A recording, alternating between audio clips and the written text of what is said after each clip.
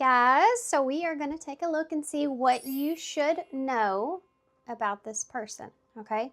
So this could be anybody. This could be someone that you're aware of, that you really deeply know, but you're wondering, maybe you feel like there's some things there that this person's not being honest with you about. For some of you, this could be someone that's brand new and you're, you're getting kind of a funky vibe from that person and you're trying to figure out, is there something that they're not telling me, or are they, something going on with them that, I don't know, I'm getting kind of weirded out. Whatever the reason, okay, that you're coming to this reading, maybe it's just there's nothing funky going on there. Maybe you're just wanting to see if, what you need to really know about this person. So you never know how these are going to come out, but this is going to be probably somewhat of a triggering reading for some of you, so keep that in mind. We are tapping into things that you do not know, and sometimes things come out that you are completely oblivious to, so please keep an open mind. Please use your own discernment. Absolutely remember that these are general readings. These are not personal readings. So what these readings are here for is they're tapping into a place of the unknown when it comes to your own intuition. If there are some messages that are your intuition's picking up on, but you can't quite have the clarity there. It's almost like getting a signal but not knowing exactly what it's saying. This is just meant to help you kind of clear that up. So in the reading, you should feel like it makes sense to you. You should feel like, you know what? Yeah. If there's things that come across that are kind of where your mind, you're just trying to grasp at certain things and you're like, I don't know, yeah, kind of, maybe, that kind of thing. Know that some of those messages, that they might not be your message. They could be someone else's message, not pertaining to your person at all. So in tarot, in these readings, you really have to use your own discernment. You really have to listen to your intuition. It is so very important.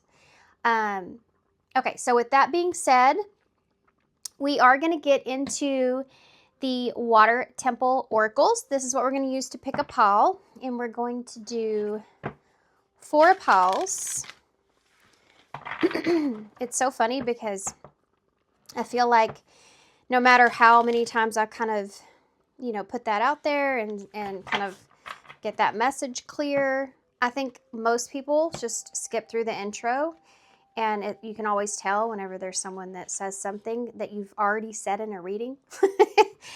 Like they're not listening to the whole reading, or they don't listen to the information in the beginning. Like you can tell, like they'll repeat something and I'm like, I already cleared that up.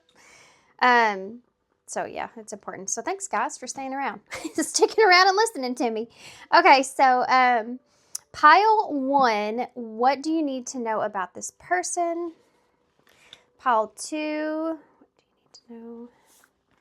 Pile 3, and pile 4. Okay, so I'm going to turn these over, see what we have. So pile 1, y'all have, I just did a reading. I had this card.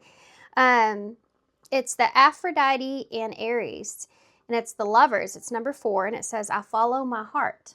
Okay, just did a reading. I can't remember what it was about, but it had this card in it. It was one of the piles. Pick a card for the pile. Pile 2, y'all have number 34, Lord's Grotto, Sanctuary, create an inner heaven of peace. I hope I say that right. Lord's Grotto. Okay. Looks like Mother Mary, doesn't it? Okay, so pile 2, pile 3, y'all have number 17, Water Temple, Devotion. I bow to the sacred water of life. This is, the number 17 is actually the star, and this kind of resembles the star. Also, I just put a reading out of what you need to know. I think there's a reading between that, but it's pretty close down the line there in my videos. And pile 3 had a card that looked so similar to this. I mean, it was a different oracle deck, but so similar. Okay, pile 4, number 10, Sacred Spring, Vitality. I dance towards the light. Fun story. I actually already tried to film this reading, and I didn't have my mic on right, so I had to redo it, and so I just redid the cards. This actually showed up here in the same position. So that's always crazy. Okay, guys. With all that being said, I'm going to leave the timestamps down below in the description box. And y'all utilize the meditation portion if you would like to kind of just set your intentions and, you know, bring that person that you're really wanting to understand and know the reading about. Just bring them to your mind and be thinking about that, and make sure that you're really setting that intention out there. Always put out there, you know, whatever messages that you need to hear for your highest good as well. And yeah, that's it. So timestamps for the meditation and also all of the piles are going to be down below right there in the description box, and I will see you at your pile.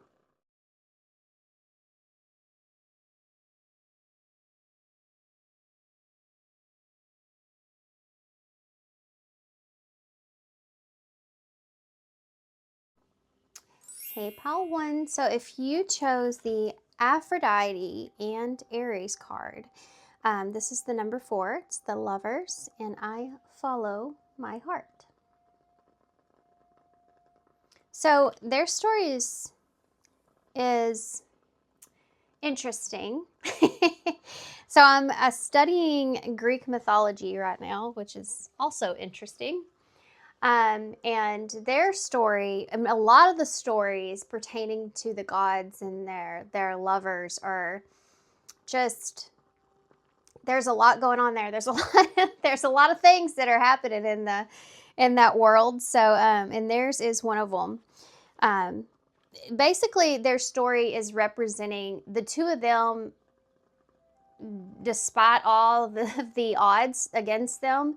They still remained connected, or they still had this like want or need to be together. Not that they overcame a lot, it's just that want and need remained, if that makes sense. Okay, so I'm just going to read just a little tiny bit of it. I don't want to get too far into it because there's a lot here, but I want to kind of put the energy of the readout. So it says, be open to cherishing. That's not what I'm wanting to read. Hold on. Okay, let's read this part.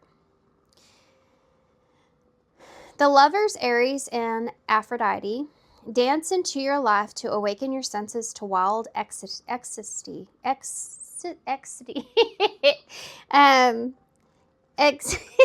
cannot say it. It will come out of my mouth.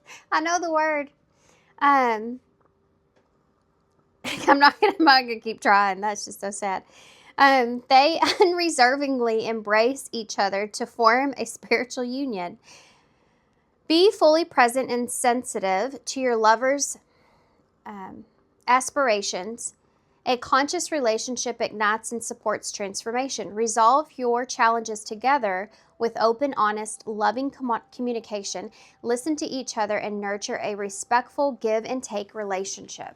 Okay, so I would recommend, if you're interested, to go read up on their story, because I feel like this may fit with where you are with this person at this time. I think it may resonate with you a lot.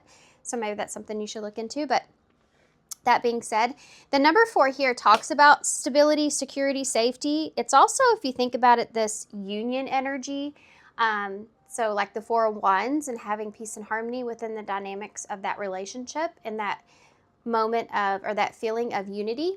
And I feel like this is perhaps maybe somewhere that you're wanting to get, or something that you want to obtain, but there may have been, like their relationship here, a lot of challenges that have gotten in the way of that. But despite those challenges, you still somehow or another are wanting to connect with this person. Okay, with that being said, the energy is strong. I I'm actually going to get some of the many love oracles that I own. There's a lot of these cards that are called the love oracles, but these in particular really pull out a lot of different kinds of contents for love itself and relationships. The focus is on that, so I want to use these, and there's a lot of them here, so we have a lot of different things that can come out here when it comes to this person. What do you need to know about this person? What do you need to know, pile 1, about this person? The person that's on pile 1's mind, what do they need? Risk. Their risk. This person. So is their relationship. Choices. It's a risky choice. This person's a risky choice. This person is someone that is a bit maybe of a risk taker. It says, take the risk or lose the chance. That is the question. And then choices say, trying to make the right choice so I don't have regrets tomorrow. So, well, that's like hard, right? Because in one hand, it's like just like them, you want to take that risk, you want to roll the dice because you're afraid of losing the chance altogether. So that desire or need to connect and that potential is there, you know, and that's something that it's like, do I really want to miss out on that? There's always like fear of missing out too, you know, I think that's what keeps us in places and situations that aren't meant for us for such a long time, is that especially in a very intense relationship where the chemistry and the familiarity is very intense, where you kind of understand one another, right? But there's understanding each other, and then there's also realizing that two people can understand one another but still not fit well together.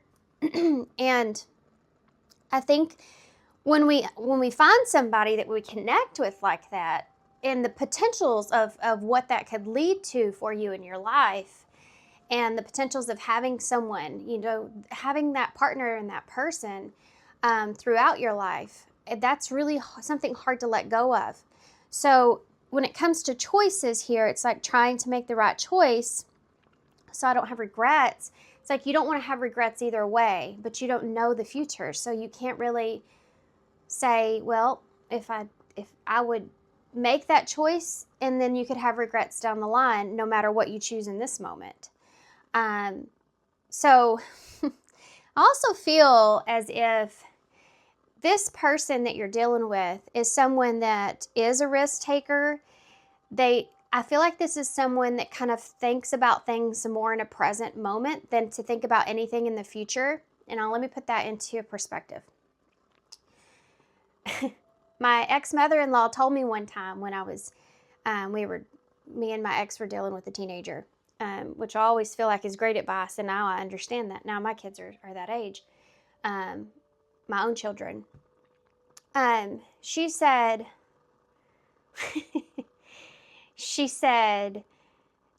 don't take anything that's said, and this is really hard because I was a step parent, right? And it was a teenage girl. She was just turned 13. So if y'all have teenage girls that just turned 13, you know, and this makes perfect sense. She said, you know, she's in her own world. She's in her own bubble. Like when you're a teenager, everything that, well, for some teenagers at least, everything that's going on, sorry guys. Let me turn that off. Everything that is going on around you, it feels like it's happening and it's like detrimental in that moment, the present moment. They sometimes have a hard time being able to see like future things because of their experience that they've had so far in life. For some, it has not been, only goes so many years in, right? And then when you get older in life, you realize that, you know, there's a bigger picture to everything. And you're dealing with somebody here that has a focus of the opportunity or what's going on right in front of them. And I know that may seem like really important in the moment, sometimes to stay in that present moment. But this is someone that I feel like just fixates on the present. They have a really hard time thinking about the future. And I feel like the two of you may really collide there with that, because you may be somebody that is traditional or is like long vision kind of person, and this person is not. Does that make sense? And I know I like really took a long time to explain that, but I wanted to make sure that y'all understood, like, that's the dynamic that you're dealing with here with this person, okay?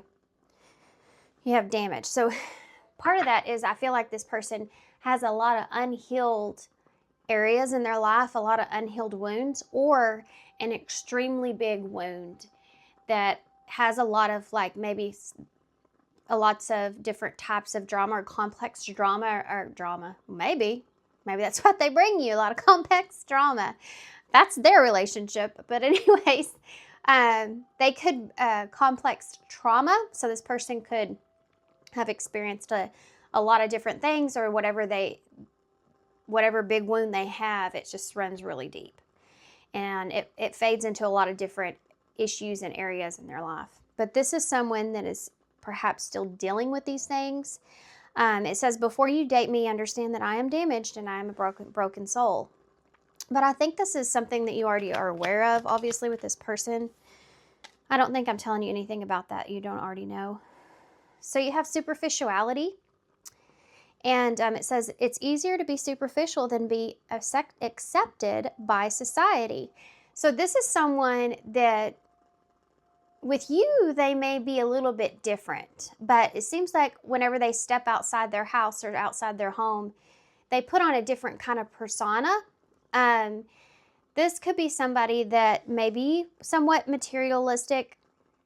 Especially, I feel like the more harder time that we have dealing with our own issues and dealing with like the pain that we've experienced and our own wounds, I feel like the harder time that we have, obviously, being authentic, and insecurities, man, they really play a big part in that. Because when you carry wounds, you carry all these things that you feel as have, things that have been done to you, hurtful things, things that are shameful, or they hurt.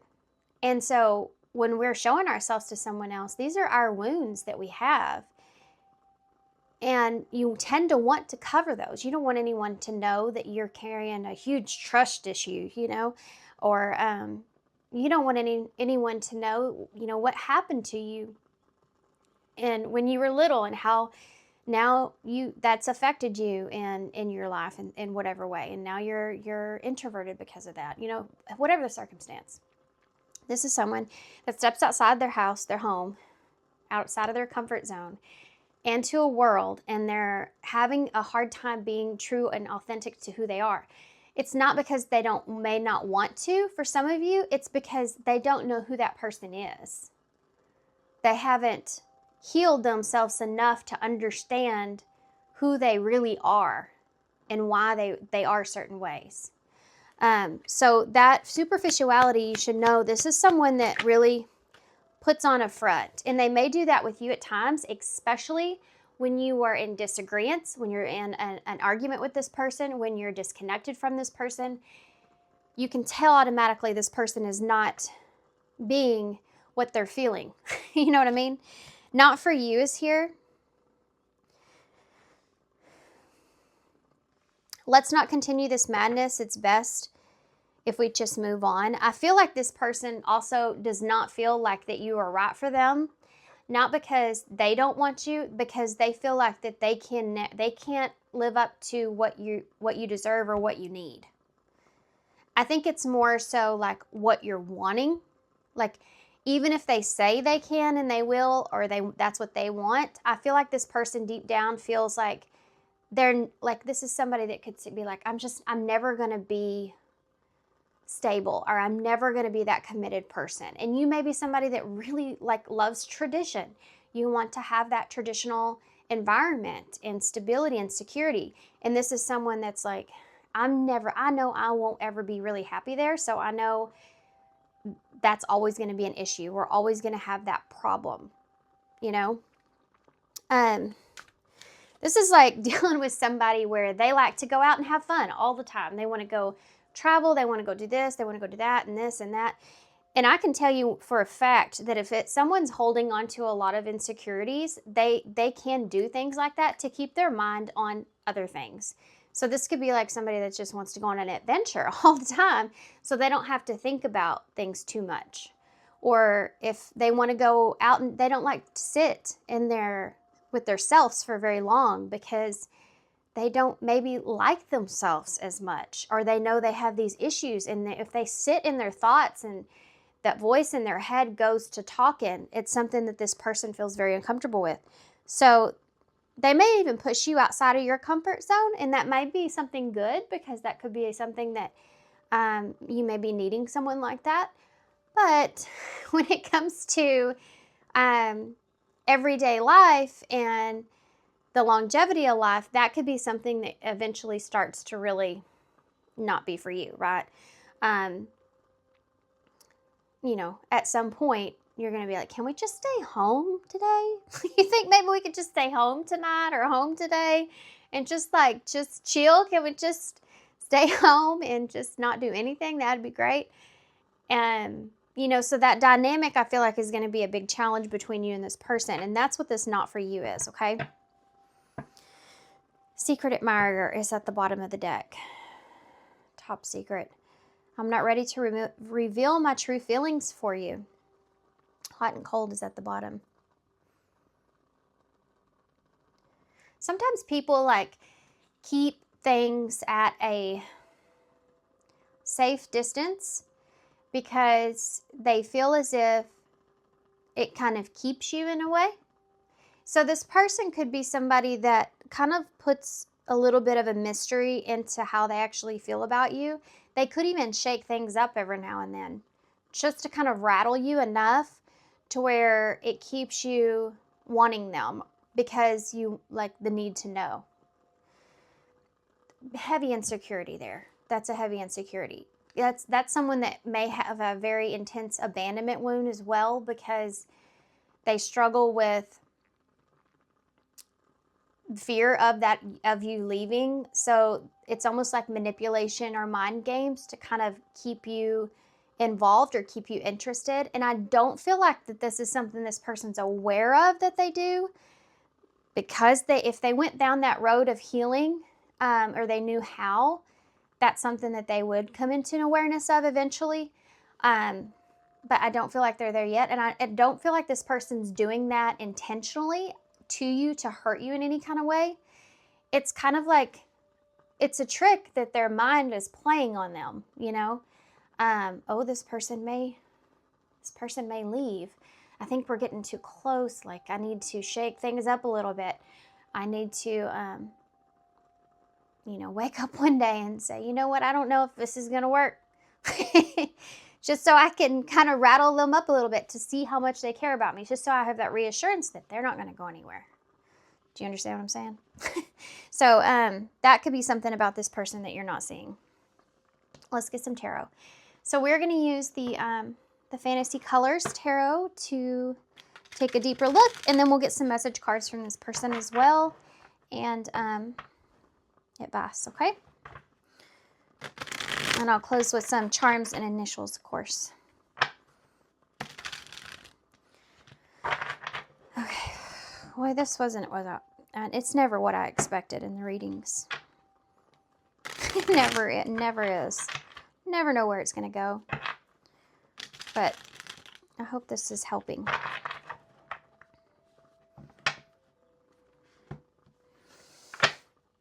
Okay. All right.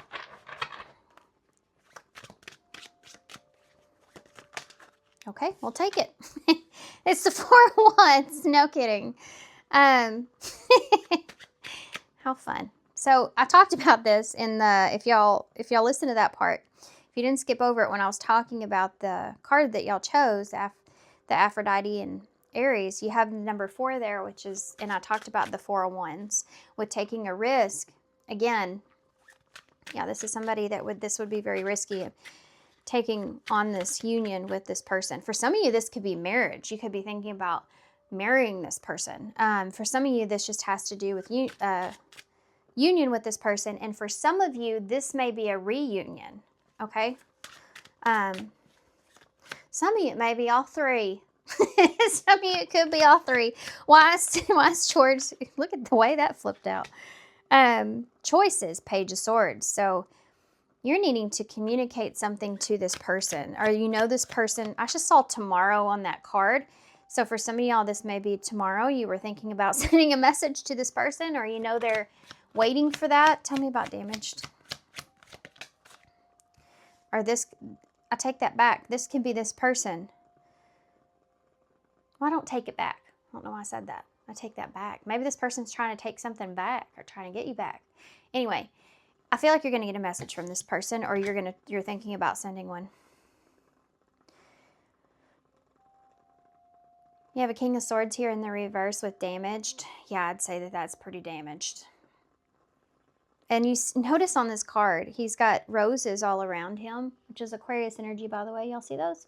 Okay, so she's got the same thing all around her here. So,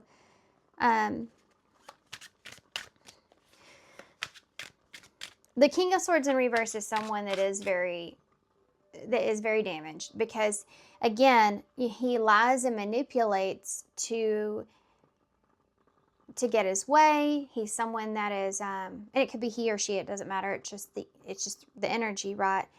It's someone that feels like they are only in control when they feel like that they have the upper hand, or they feel like that they're in control of being able to control you in some kind of way. So it's not the best of energies, I'm not going to lie. But really, I think what the message here is that this is where they're damaged at. This person may have a really hard time with communication and not being in control in situations. Also, sitting with themselves, like I talked about before, with superficiality. You have a Queen of Cups in the reverse. I don't feel like this person feels like they're lovable. And that's kind of sad. I'm not trying to get you to feel sorry for this person either. I'm just reading the energy, and I have to sit in that, and it is kind of sad.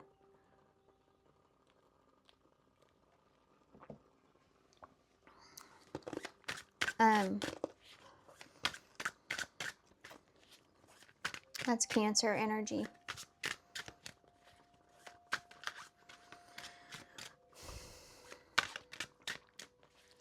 I don't feel like that this person, like this to me can be when there's, again, being in your shell, but because that Cancer energy, it's funny, we talked about the person being out of the house. But this is when you hold back, you know, emotionally. So there's a lot more under the surface, I feel like, with this person. Also, for some of you, if you were wondering, I feel like this person, I want to get a clarifier. I'm not going to say that. I'm going to wait till I get a clarifier. Some things that come across, I feel like I need to clarify first because it is such sensitive. It's like a sensitive topic or information. So I just need to get some more information before I have more stuff to work with. Why is the not for you here? Temperance in reverse. Yeah, I would say not for you for sure. This is the challenge here, is that you and this person, you're not on the same, it's like oil and water.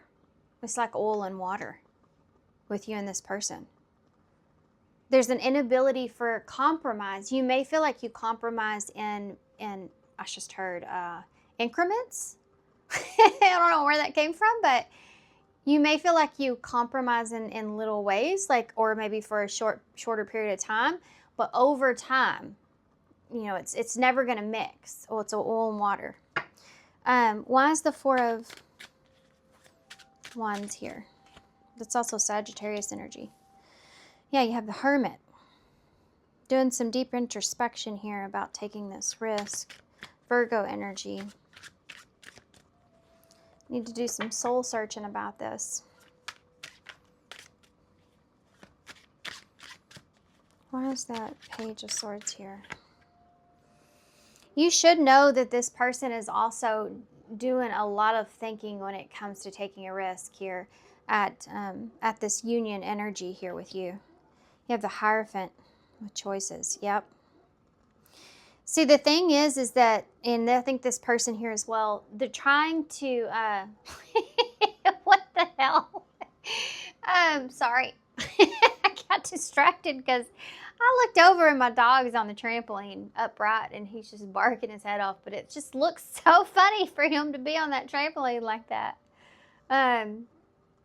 Anyway. Sorry. Squirrel. The Hierophant Taurus energy here.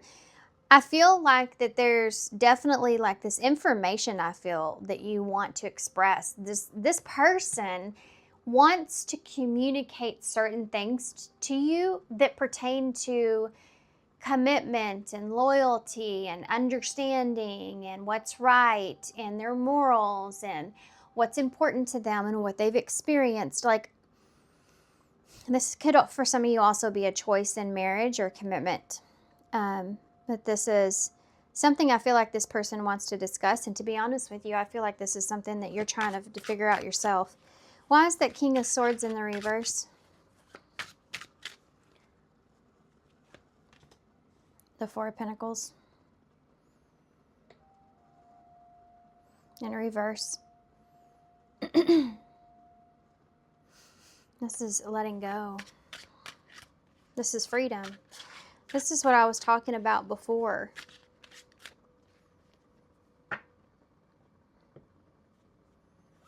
All the stuff I was talking about before. I don't really want to repeat myself because I do that a lot.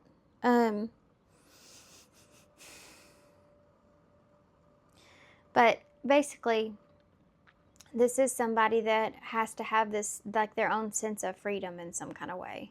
This is someone that is very guarded, okay? This is someone that feels like everyone has a vendetta against them in some kind of way. This is, it's not because they do, it's because this person has, and I hate to say damaged. It sounds so bad, right? It's just they have unhealed wounds, okay? But, I mean, we all walk around with unhealed wounds. I have so many unhealed wounds. I sit here and read these cards and tell you all these things, but that doesn't mean that I live in that, right? I'm learning all those things through not listening to my own advice, unfortunately. But this might have something to do with advice, not listening to advice, not listening to someone, not wanting to listen to someone. Something might have to do with that. Like, this person just won't listen to you about certain things. They, like, it has to be their way. This is someone that really wants control. So that Four of Pentacles in reverse, it can be a sense of freedom, like freeing yourself.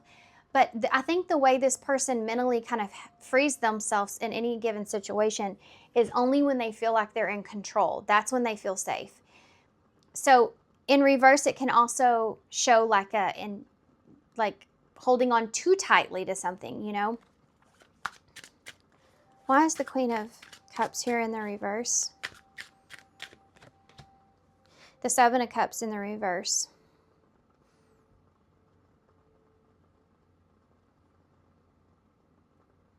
Okay, now I feel like I can say this.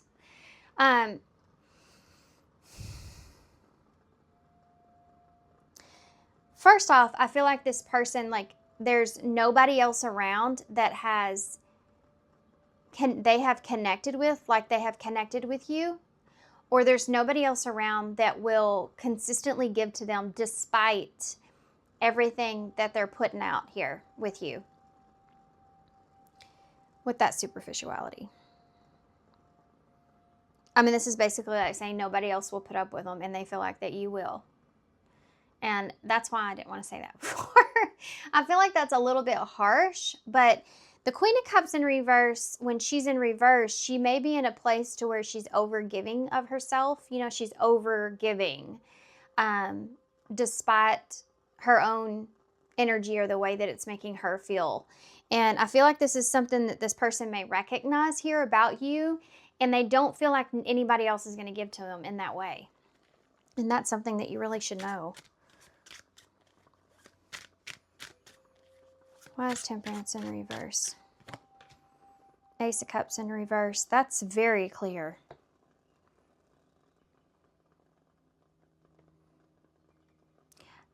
I'm going to be completely upfront, guys. Despite what you feel in this relationship, and please only take this if it resonates, you have free will. But this person, I don't feel like this person's ever going to be able to give you the love that you want. And I think that's something that you really need to know. I think that there'll always be challenges, and of course there's going to be in relationships, but with this person, you're never going to get the love that you really want from this person because they don't even know how to do that for themselves. This person, I feel like, does not love themselves right at all, even. And it's almost like this person's almost tried to avoid that because healing hurts, you know. And I know that's a weird statement, right? It sounds weird, doesn't it? Doesn't feel like it sounds like it fits right, but it does. Healing hurts. It hurts to heal, to recover from things. This is someone that's been trying to avoid those things, perhaps their whole life, you know? And so they're never going to be able to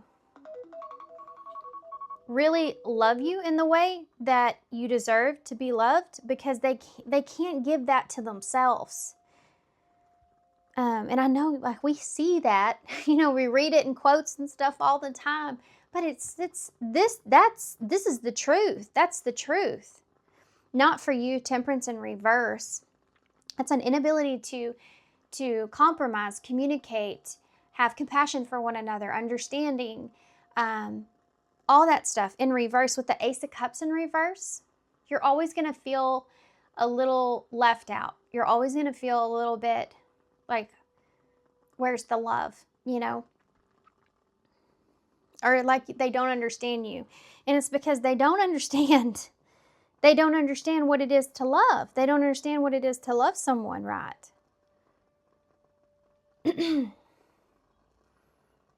This sounds like me telling my older children about my younger child, and they say something to him or about him, and I'm like, especially when he was like little, like 3 or 4, they would get frustrated with him, and I'm like, give him a break. Like he's literally only been here 3 years. Like he has no idea what that is, what you're talking about, anything. Just give him some grace, you know. But I feel like this person, you're going to be giving grace to this person the rest of your life. Like, it's always going to be you giving the grace. Do you see? Okay, I'm going to stop right there. And you have the Wheel of Fortune at the bottom. So this was fated. Like, this is fated. That's probably why you feel so intense to it. This is meant, I feel like this is a connection that could be meant for the two of you to learn how to love yourselves better and more. And I feel like all connections do that for us if we actually learn the lesson from it, or during it, or with that person, or whatever. But the thing is I feel like the more you realize like you need to love yourself, the more you understand that you need to let this person go, because this person's not doing that for themselves. It's not equal. It's not balanced. Let's see what this person would say. Quick energy and see what they would say, and then we'll get some advice and close. I've been trying to keep these readings down a little bit so they're not too terribly long. I do put some long readings out there.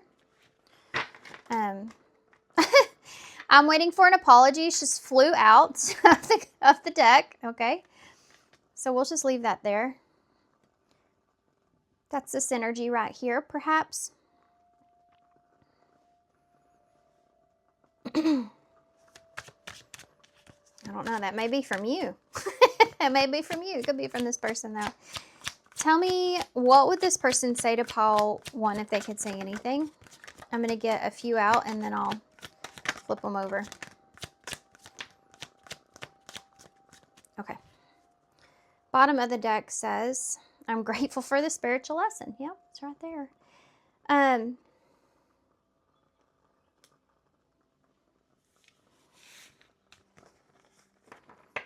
Some things may be shifting or changing in the dynamics of this connection with this Wheel of Fortune being here too.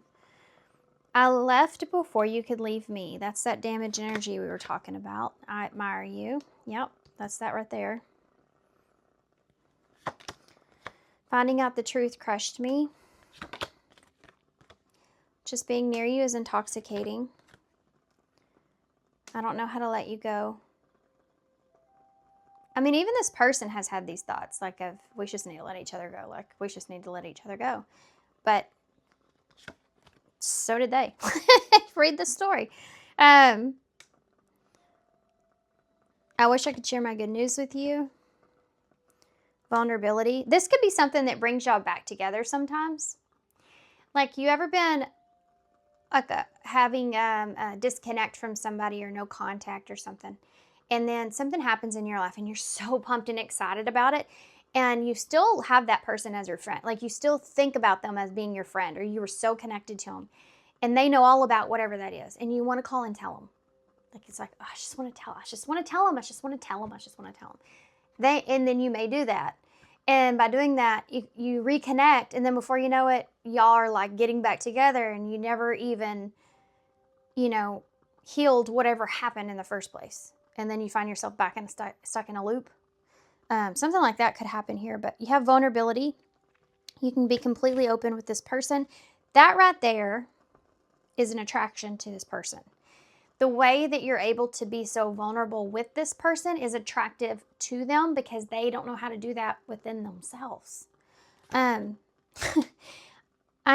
things that attract us in other people are the things that we wish that we were like, or we could do, or it doesn't matter what it is, even if it was like, we admire that person, like this says, in whatever way. And for this person, it's your vulnerability. I'm not over you, and soulmate. You're my soulmate. Your soulmate loves, respects, and accepts you unconditionally. And that's this right here. That's what I was talking about before. About you do that with this person, but that this person doesn't do that with you. Okay. Advice. Okay, so let's get some. Nope, just felt called to a different deck. I feel like a soul truth oracles here you need to see, but this is a huge stack of spiritual message cards that I have, and I just put them all together. Okay, so what message do you have for this about this person for pile 1? Yep, there it is, soul truth oracle. Let's see.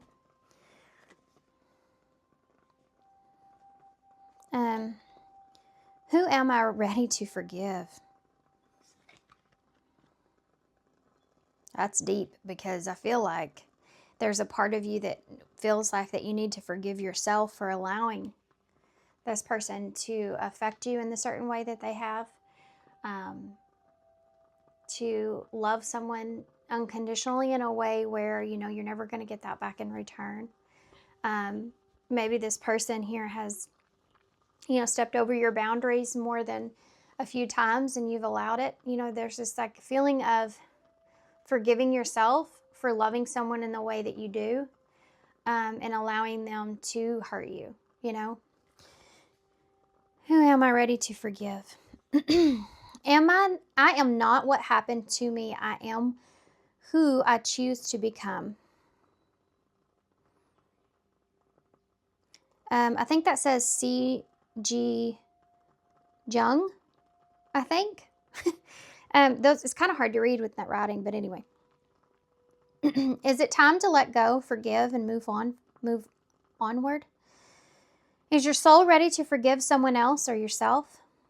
Forgiveness brings sweet release, freedom, and insight. Look at it from their shoes and notice how you grow and what you learned.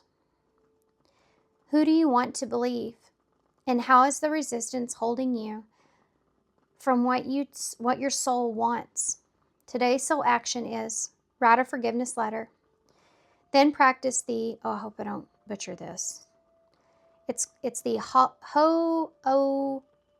Ho'oponopono. Pono. Ho'opono.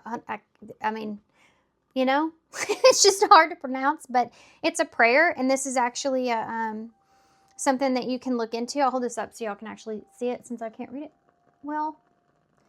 But it is a prayer to say. Look it up because apparently it resonates here for you in this reading. Okay, it says, today, while thinking of the person that you are ready to forgive, it's a really amazing prayer. So I would go look into that. I love you. I am sorry. Please forgive me and thank you. Okay, let's get some initials. Starting to lose my voice. And y'all are pile 1, so that's not a good sign. That's not good. Okay. So we have bittersweet here with the lime. That could also mean something to you guys, the lime. Could be a special meaning behind that. Work hard, dream big. Oh no, I hear one of my kids in there blowing his nose. Life is tough, but so are you. Feeling good like I should. Okay, so we have RJ. We have XCHNISWM. Another W and a Y. Okay. Okay. I'm going to leave this right here. So you may see your person's name or initials, a letter, your letter, both y'all's letter, and the bowl. Okay. All right, guys. So thank you so much for being here. Thanks for all of the love and support and kindness. Of course, I hope this helps. Good luck, and I hope to see you soon. Bye. Hey, Pile 2. So if you chose number 34, Lord's Grotto, Sanctuary, I create an inner heaven of peace. Haven. And I create an inner haven of peace. Apparently, I have a hard time even saying that. So this statue, this sanctuary here, which, by the way, I looked this up just to make sure. And this in particular one, I think, is in Poland from this card. But, oh no.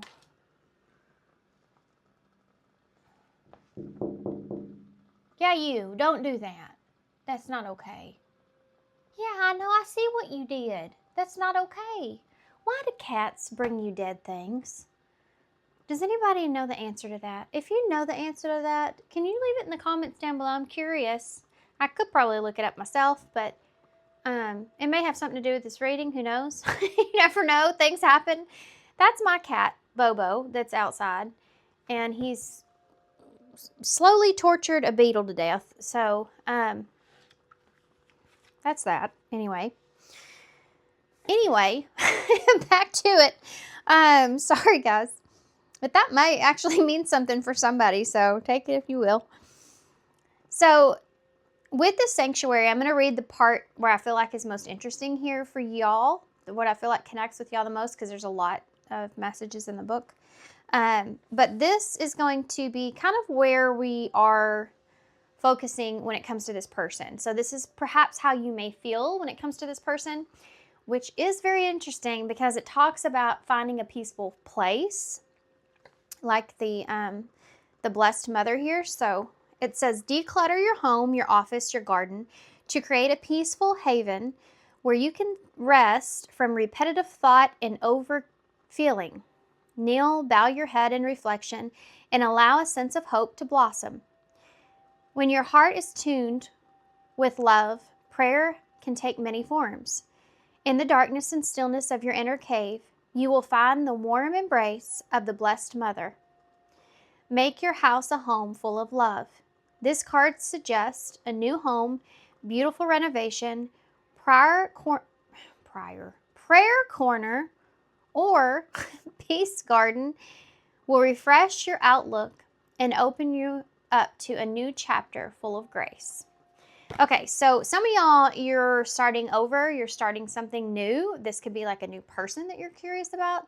But for some of y'all, it may be someone in particular that you're leaving behind, and you're trying to move on. And this is a suggestion here for you to create that special place for yourself so that you can get past that repetitive thoughts. To me, mine is my garden. Mine is currently I'm trying to reboot my backyard. I know it's fixing to be fall, but so I'm gonna have leaves everywhere. But that's always pretty to me too, even though they are a mess.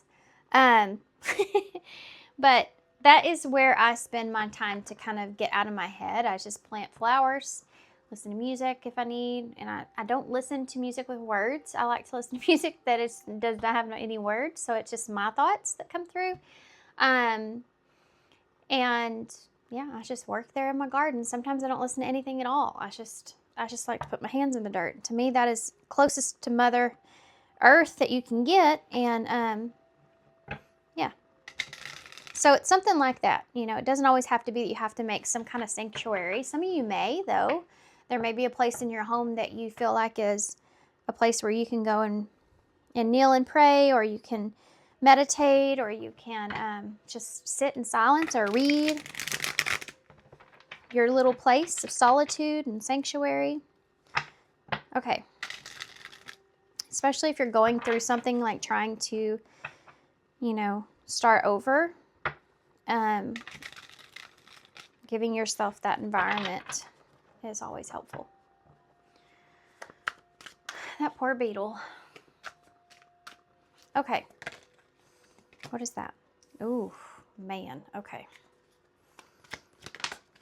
This is the love oracles, by the way.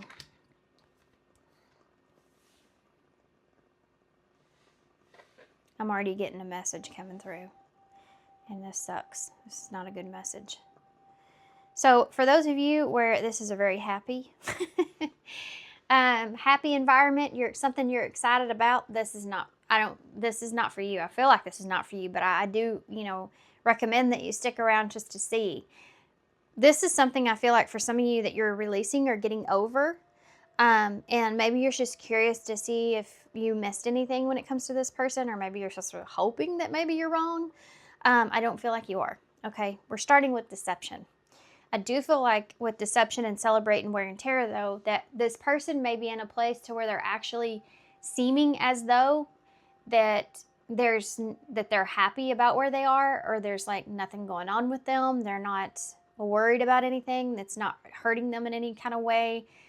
Whatever happened with you is not affecting them in any kind of way. That's something that is here that I think that you're wondering about.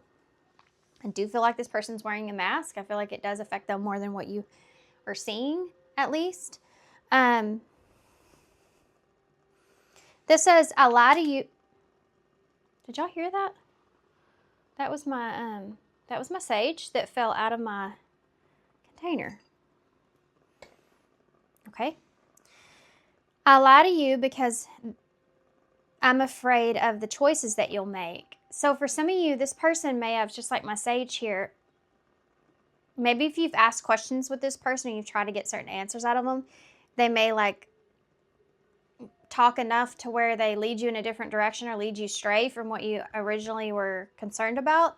Like, this is someone that may distract you to try to keep you from seeing the mask that they're wearing here. Having you in my life is worth celebrating every day. And this love is starting to wear and tear on me. Something has to change. Let's get 2 more and then I'll tell you what I'm seeing here. What does pile 2 need to know about this person? Control. This feels like King of Swords energy. I want to feel in control than to lose myself in love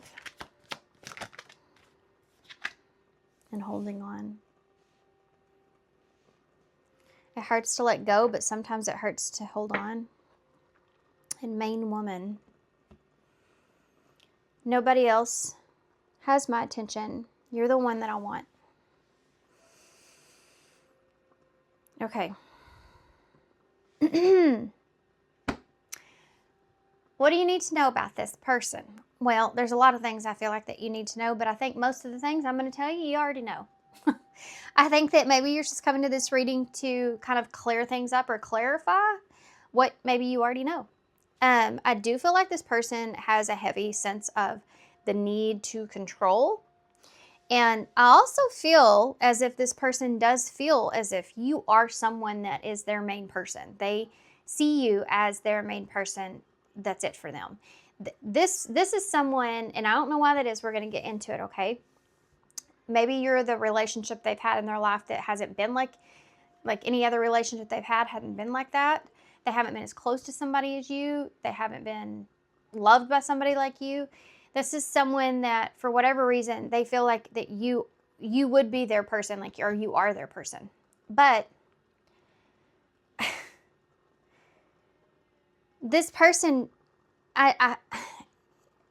is kind of hard to explain because their energy itself is kind of contradictory. It's like that hot and cold energy. And this may have been what you felt with this person, or maybe what you're feeling if you're still connected to them. I do feel like that this is someone that, with this deception and celebrate, they seem like they're very on the surface of the way that they feel about relationships and connections. Like they want to stay just on the surface of everything.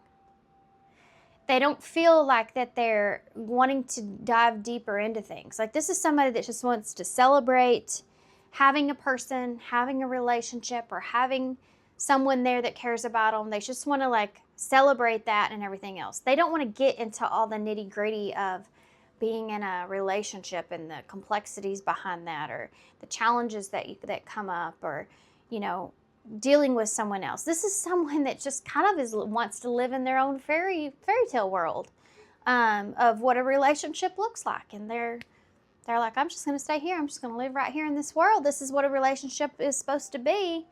And you know, who knows where this person got the idea in their head that relationships are just hunky-dory business all the time. But for whatever reason, you know, this person has this mindset where, like, they just don't want to deal with anything. This wear and tear, I feel like this is like a situation where even if the smallest things come up, this is somebody that just doesn't want to deal with anything. They don't. They just don't want to even, like, can we just not talk about this? They just shut down.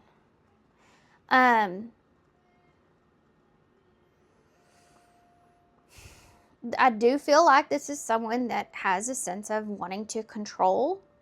But the thing here is this person doesn't want to perhaps be tied down to you, but I feel like they don't want to let you go either. And I think this has been something that's been really hard on you. And this person may have been deceptive in how they approach the situation with you, like kind of like being, you know, in your ear about everything that you ever possibly would want, needed, and desire, and they're just going to feed you that information instead of what they truly feel or what they truly want or who they truly even are. This person's mask may have fell off with you, and you may kind of see this person for who they are. Celebration here, you know, you celebrate certain things in life, but those are like the peak or the milestone or the goal that's met or whatever it is, you know. It's not a lasting energy. And this is someone that would try to make that feeling last, like I talked about. And you can't. You just can't do that. Every day can't be your birthday, you know. Every day in a marriage can't be the wedding day. Do you know what I mean? It's that kind of feeling that I'm feeling. It's very hard to describe, and it's like, it's just so unrealistic, which is kind of weird to me because I do feel like this person tends to be more logical, because I feel like they like to be in a place to where they have control. Okay. Interesting. Interesting reading. Okay, so we're going to use the Fairy Tale Tarot to get into this. Look at that. Look at what I turned to. I think that some of y'all still feel very closely connected to this person. And you may have had your heart just broken, you know, 1, 2, or 3 times here with that Three of Swords. But you still feel this connection or connected to this person. Because I feel like their energy is still holding on to you. I feel like in some way this person's still tugging at your heartstrings, or they're still in your energy in some way. It's almost like you just can't get away from this person or cannot disconnect. And that could be why you're coming to this reading. Like, what am I missing here? Why can I not let go of someone that has hurt me so bad? Gemini energy's there. Okay.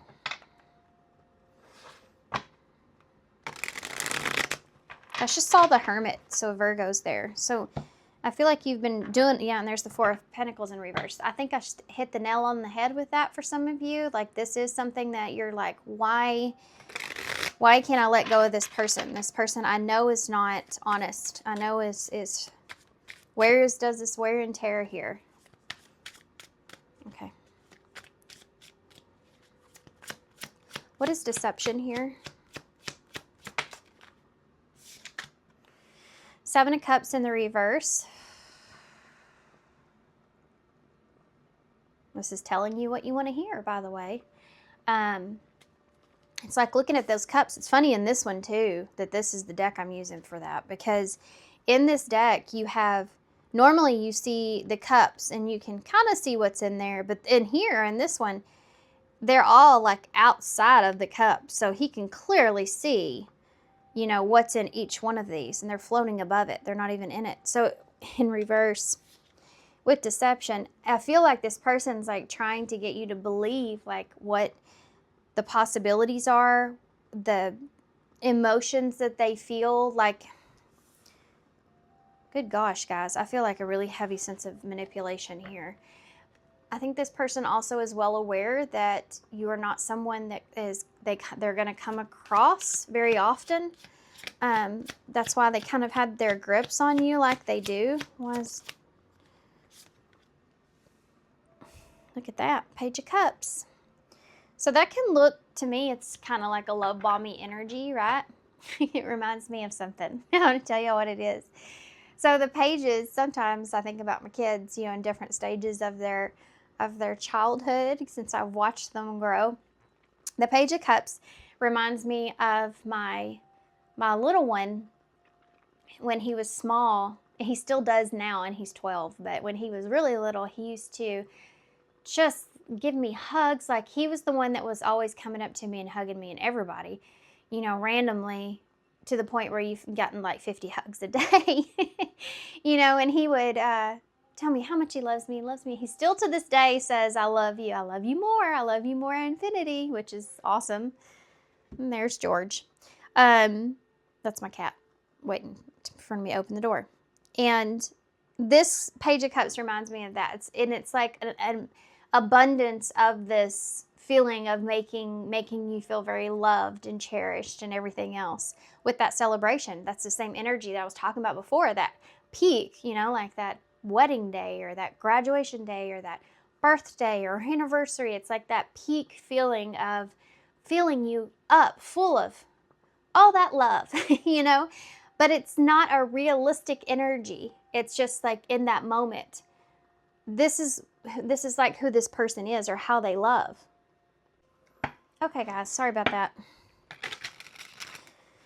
George is kind of bossy. Me and him both ran to the food bowl so he could get his food real quick. Okay, so let's keep going. Why is the wear and tear here? What do you need to know about this person? Pile 2 with wear and tear. Oh my God, what a awful combination that is.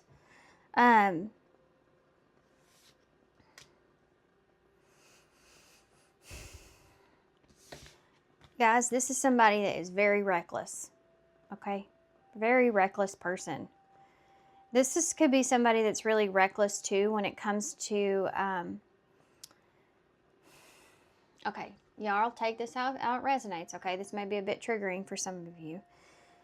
This is somebody that sexually, this could be somebody that is very reckless when it comes to their sexuality. This is somebody that is like they leap before they look, okay? If that makes sense. This could be somebody that could be very reckless when it comes to their sexuality. Let me explain, because I feel like I can go into a wormhole here. So I'm trying to avoid that. This is someone that doesn't consider or have others in mind or have the best intentions with others when it comes to perhaps their lustfulness, their own sexuality. This can be many things, okay? But this person is reckless. And they may have been like that with you. They may have been reckless with you. They may have been reckless and taken from you, sexually even, and didn't really consider all things when they did that, if that makes sense, with wear and tear. Also feel like that this could be this could simply be, if that's not your message, this could simply be that this person is someone that tends to like circle the block, and you always feel like that you're in this, like you're always in the honeymoon phase. So with that, what I talked about here, about that peak of that celebrated moment that this person tries to hold on to, this could be somebody that like they disappear on you, or something happens and they lack being able to have that chase dynamic. That's what it feels like. And this is someone that, because they like to have that heightened feeling in the relationship, continuously going, like, you know how they say whenever you have a disagreement or a fight, and then when you make up, like, especially when you make up and there's that sexual element to it, it's just intensified. That's the feeling that's here with this. Make sense?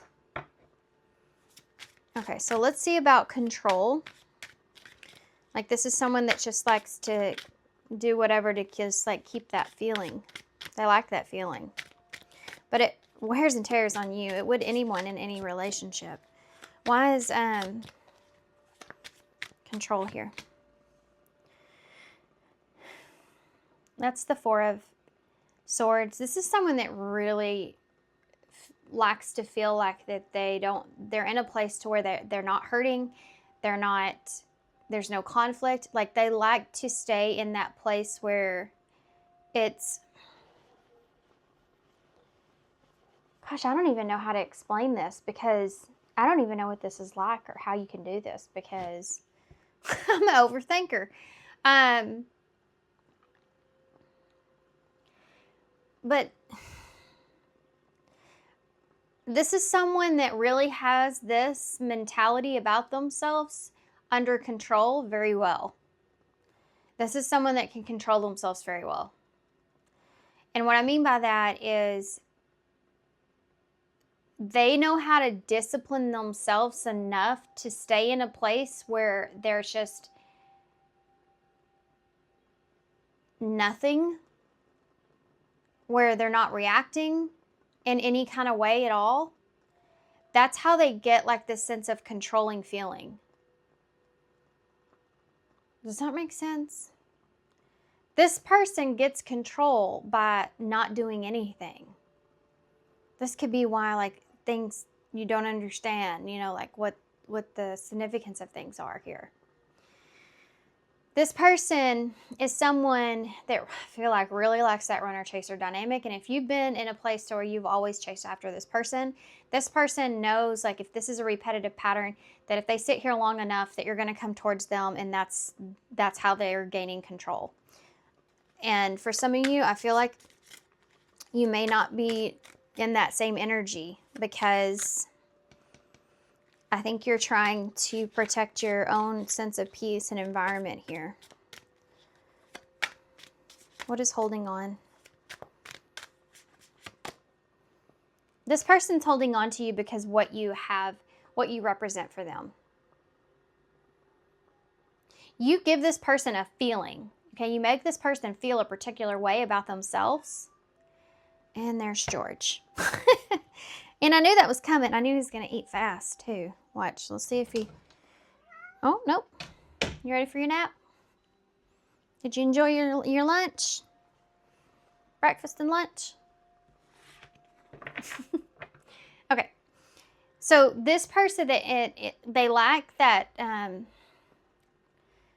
George, you made me mess up where I was. Honey. Oh, okay. The Nine of Pentacles. I remember what I was talking about. They lack the way that you make them feel. So this is somebody holding on. They see you in this Nine of Pentacles. This is somebody that sees you abundant and attractive and able to give, you know, and they feel comfortable here, and you know, you're valuable to this person. Now my ear's ringing. This is why they're holding on to you. This is something that you need to know.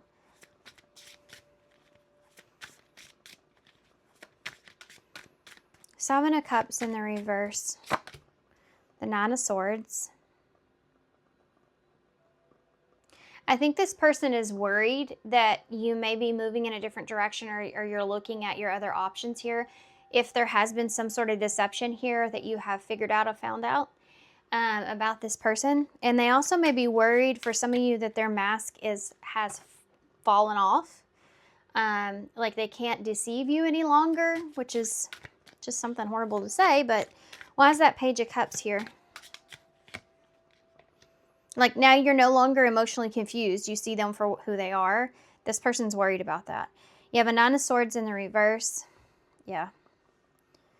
This person I feel like would take action towards you, but I think that their ego is in the way here. I feel like their ego is getting the best of them.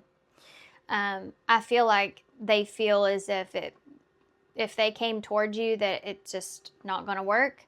They may feel like they need to have a better plan here, or they don't want to be rejected, you know?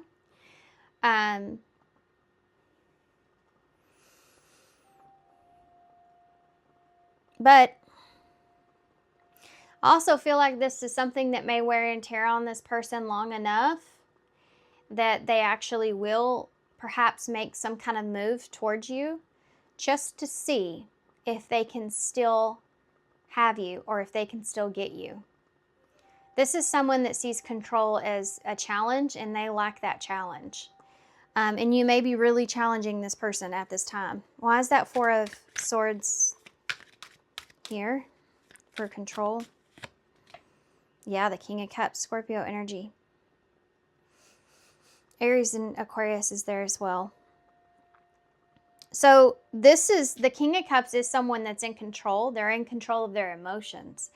And this is key for this person. This person feels like, how do I control my emotions or Paul II's emotions in this situation? I'll just keep a lid on my cup and sit here in this sense and wait. I'm going to just sit here and wait. Not say anything. Have you ever heard like that saying, you know, I guess it's like a psychology thing, but if somebody is not doing something, like if they're doing something wrong or not what they should be doing or whatever, that most of the time if the conflict gets brought up, if you have short answers or if you don't say anything, like sometimes that person will just confess whatever it is, like say everything themselves. Like you don't have to. I just saw this. It's on a movie, The Black Widow. And she says in the beginning of it, she's strapped to a chair and she has these interrogators, you know, that are there trying to get stuff out of her. And the guy calls her and he's like, we need you right now. And she's like, I'm working. And he's like, well, we need you. And she's like, oh, okay, hold on just a second. She's like, I'm working. This guy right here he's such an idiot. He's basically just telling me everything. You know, it's that kind of feeling. Like this person, I feel like their way of controlling things is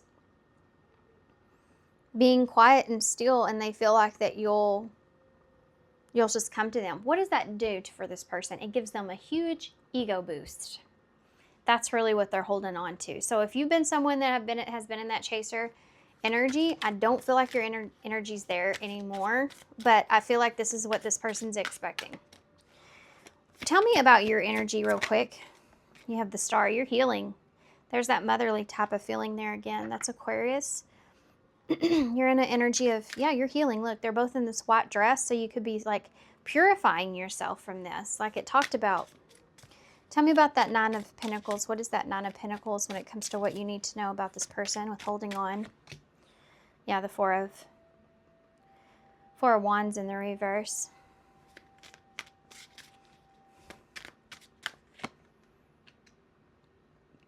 Five of Wands.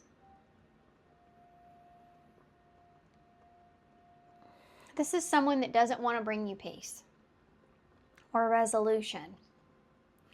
This is somebody that feels like if they leave things unsaid, if they leave things in the dark or unclear or don't respond, then you'll always be kind of holding on to not fully being at peace with that situation.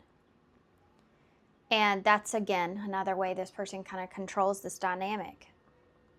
They feel like if you're always in conflict, despite what you have, where you are, or whatever, if there was never like any kind of full closure here with this person, or if things aren't fully coming together here with this person, and you're always confused here about whether or not, like, what the foundation is or how things are, that's how this person is still holding on to you.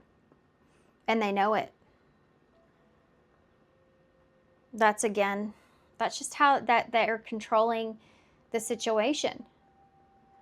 But I do feel that be careful of this too, because this person, there's also this feeling of, if you're single, this person may see you as someone that you have a lot of people that are interested in you here. This Five of Wands can be like competition.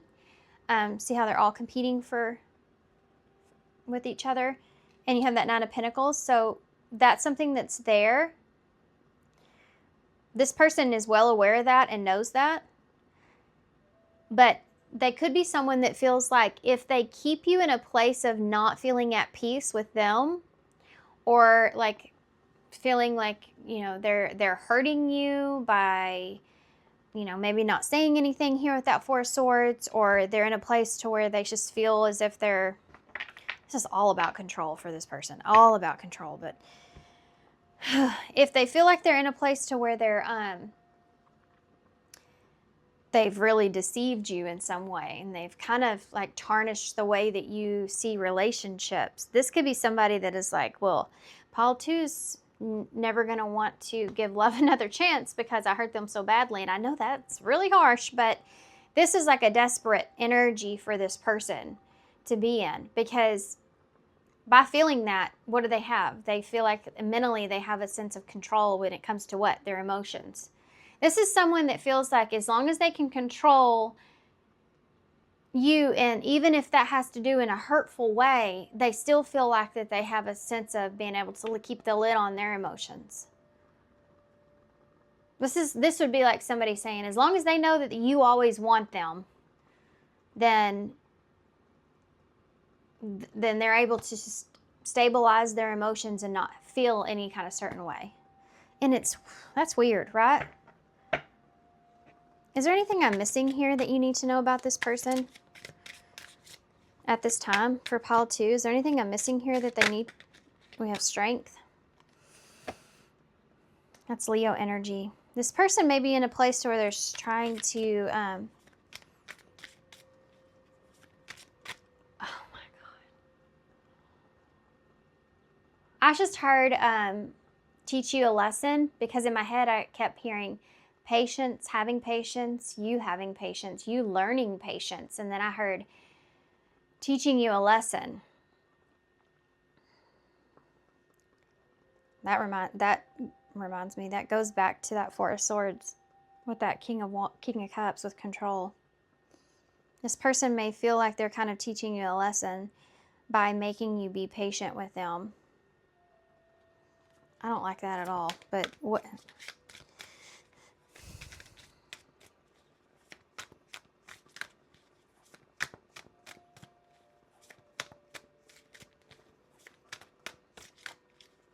What else do you need to know about this person that I may have not mentioned that you need to know for pile 2?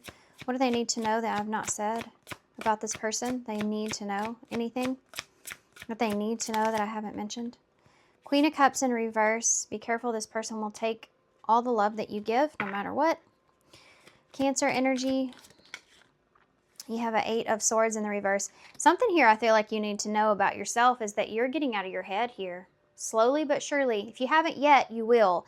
Because this idea of you stepping into this place of sanctuary and creating your own inner peace is something that I feel like you're in the process of doing. And I think that you're getting out of your head when it comes to this person. Has it been very difficult? Yes, I feel like it has been very difficult. The 8 of Swords is not a fun energy. But if it makes you feel better, your person's in the 9 of Swords. I was just making a joke. I'm trying to lighten the mood.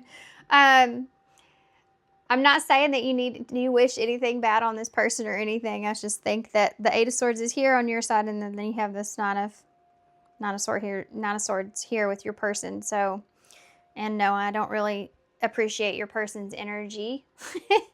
To be honest with you, your energy feels good. You know, and I don't feel like that's always been the case. I think you've really been in this 8 of Swords. I think you've been really trapped in your own mind here. Why am I still drawn to this person after everything? You know, and that's what I said in the beginning of this reading, and I think you're getting out of that.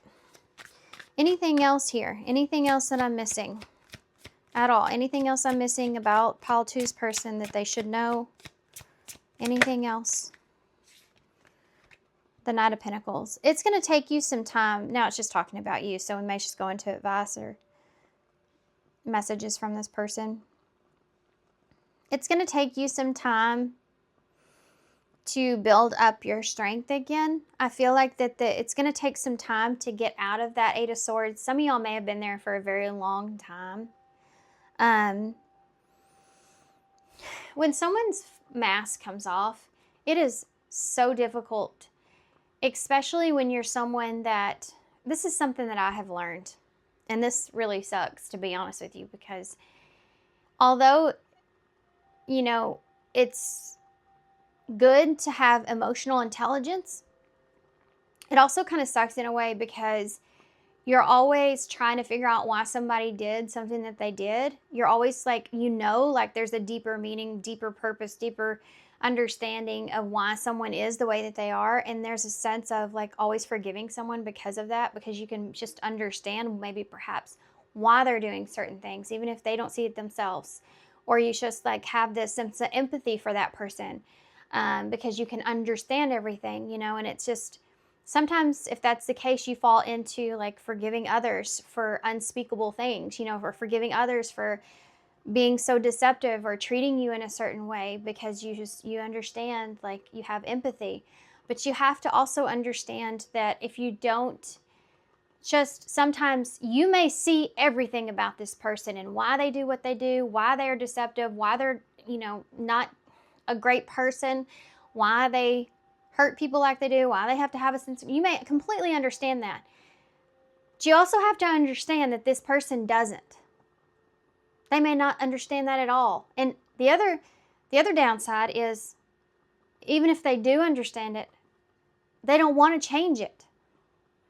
You have to consider those things as well. And that's a hard pill to swallow when you love someone, or you've given so much to them, or you've, you know, it's been a long period of time, or whatever the case, or you really love that person just for who you do see the goodness in them. Like the good parts are really good, you know, but then there's that deception, that mask. You have to remember to take care of yourself. And that's a really hard thing to pull yourself out of.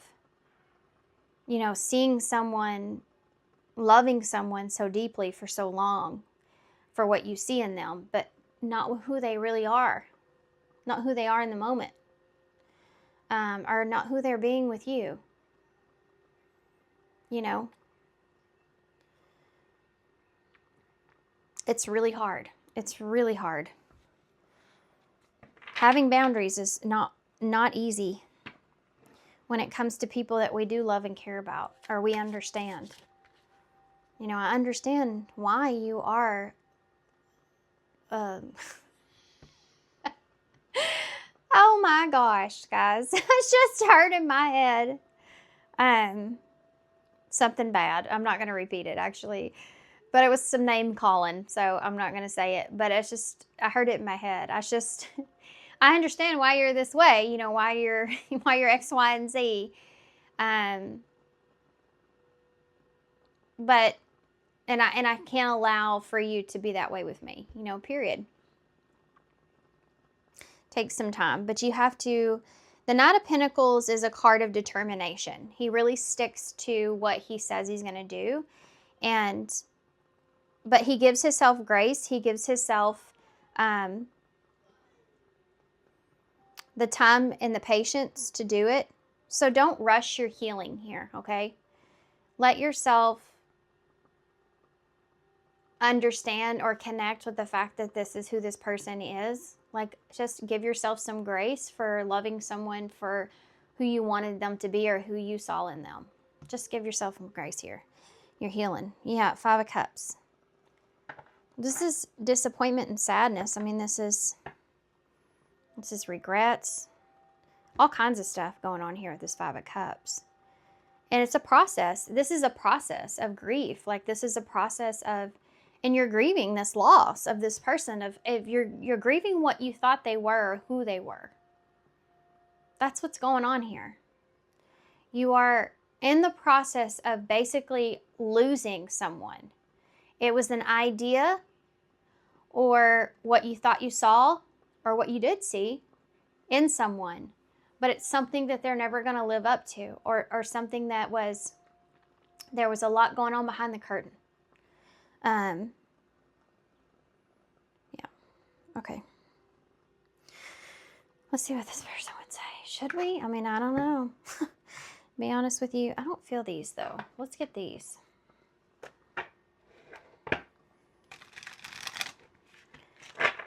What would this person say?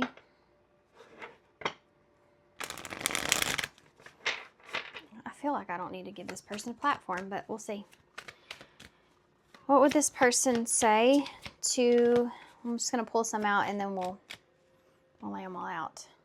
What would this person say to pile 2? If they could say anything, what would they say?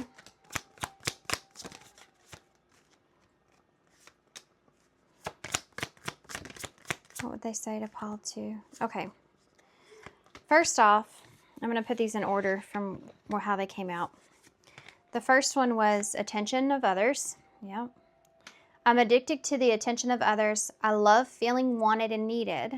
I don't feel whole without it. Then you had father wounds. My father is a big influence on my behavior now as an adult. I have challenges with connecting to the divine masculine energy within me and externally. You have, is it true? I heard you were dating someone. Is it true? Please tell me it's not. This is this energy right here we talked about.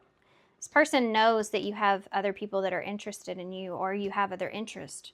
You could be dating, you know, and they're not at peace with that, because this is someone that's always just wants to hold on to you, but they just want to keep you at arm's distance, right? Because of this right here, you give this person all of what they get from others, but in an intensified way.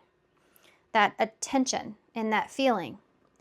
It's like an addiction this person has to you, to that. You wanting this person is like a drug for them. Still listening. I listen to the music that you've shared with me. It helps me to connect with you even though we're apart. Then you also have, you are mine. I get so pissed knowing that other people, look at that. I get so pissed knowing that other people can have you now. Is it toxic? Yeah, I don't care. I want the world to know you're mine. And unblock me. I said unlocked, didn't I?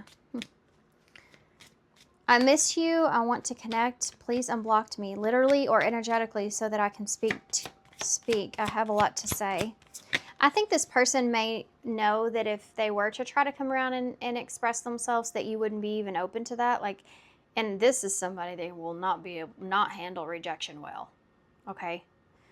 That would just make them mad. You know, they're not gonna, yeah, I get so pissed knowing that other people have access to you. They don't handle that rejection well. Because it would take their drug away. Do you understand what I'm saying? See? The future. I daydream about our future together, going on adventures and growing old together. I want it all. This is someone that lacks the idea of being able to always fantasize about you. And if you were with someone else, married to someone else, they wouldn't be able to do that in the same way. They wouldn't be able to still hold on to that. It's spoiling you. I want to give you the good life. I want to spoil you with gifts and trips and everything that you could ever need and want. You deserve nothing less. This person knows who you are. They know. Main woman is at the bottom of the deck. I mean, woman, man, male, doesn't matter, whatever. You're the main human being that this person wants to connect with, okay? Do you understand what I'm saying? You have this, I don't know why I keep saying that either, because I feel like y'all are in such a great energy over here. You're heading in a good direction, even if it doesn't feel that way. You are, I promise you, you are healing. You're getting out of your head. You're getting away from this.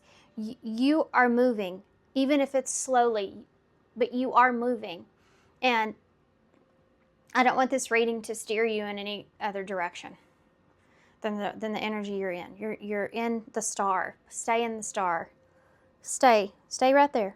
Stay in that light. Stay in the star. This person may feel like they haven't eventually, if they don't yet, they may eventually feel like they have a good amount of control to be able to come back in, and all they have to do is spoil you or tell you the things that you want to hear just to keep you from being with anyone else. So just be careful of that, okay? And I'm sorry is at the bottom. I hate how much I've hurt you. I'm so sorry for all the pain that I've caused. You didn't deserve it. Even if this person knows that, change comes also with apology. This person may apologize but not change, and that may be a pattern. And that's something that you just need. Stay in your bubble. Just stay in your bubble. Just stay in your bubble. You're doing good over there. Okay. You have free will, right? I can't tell you what to do. I'm just a tarot reader here on YouTube.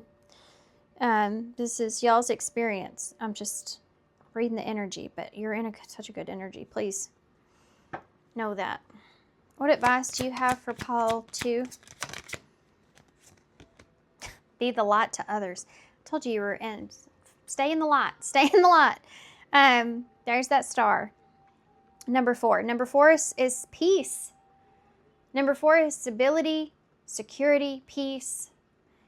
You have a powerful message to share. Shine your light to the world so that others can learn from you.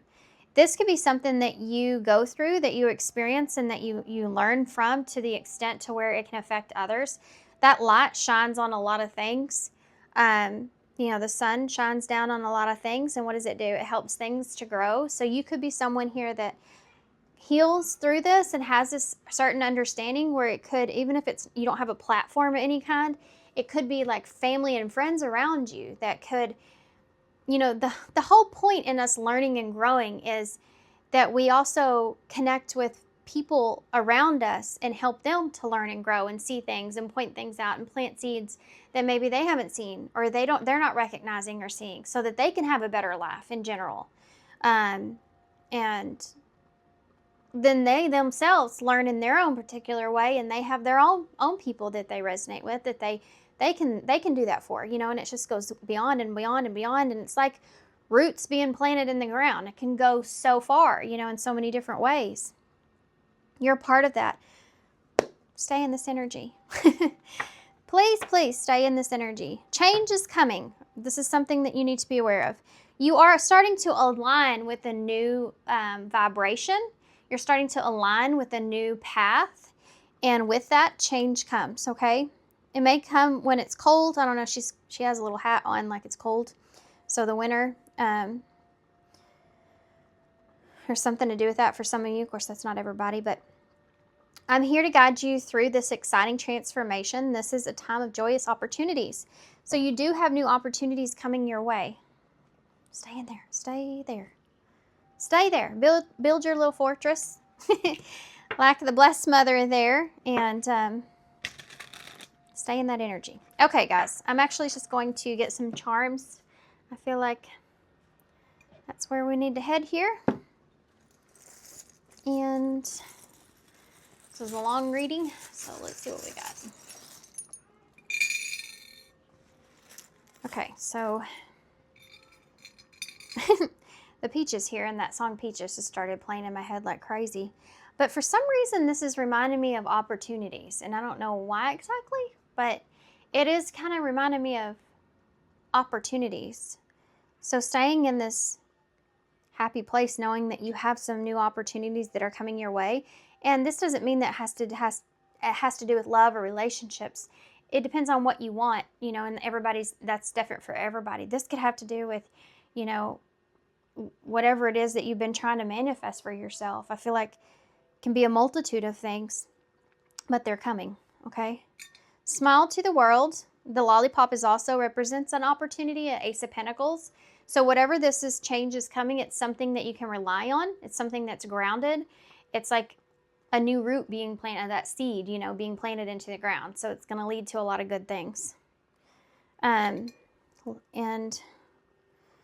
don't let your happiness depend on something that you may lose. And this person may have been that. You could have been in a codependent energy with this person at some point, and that was something, again, that may have been hard to kind of let go of.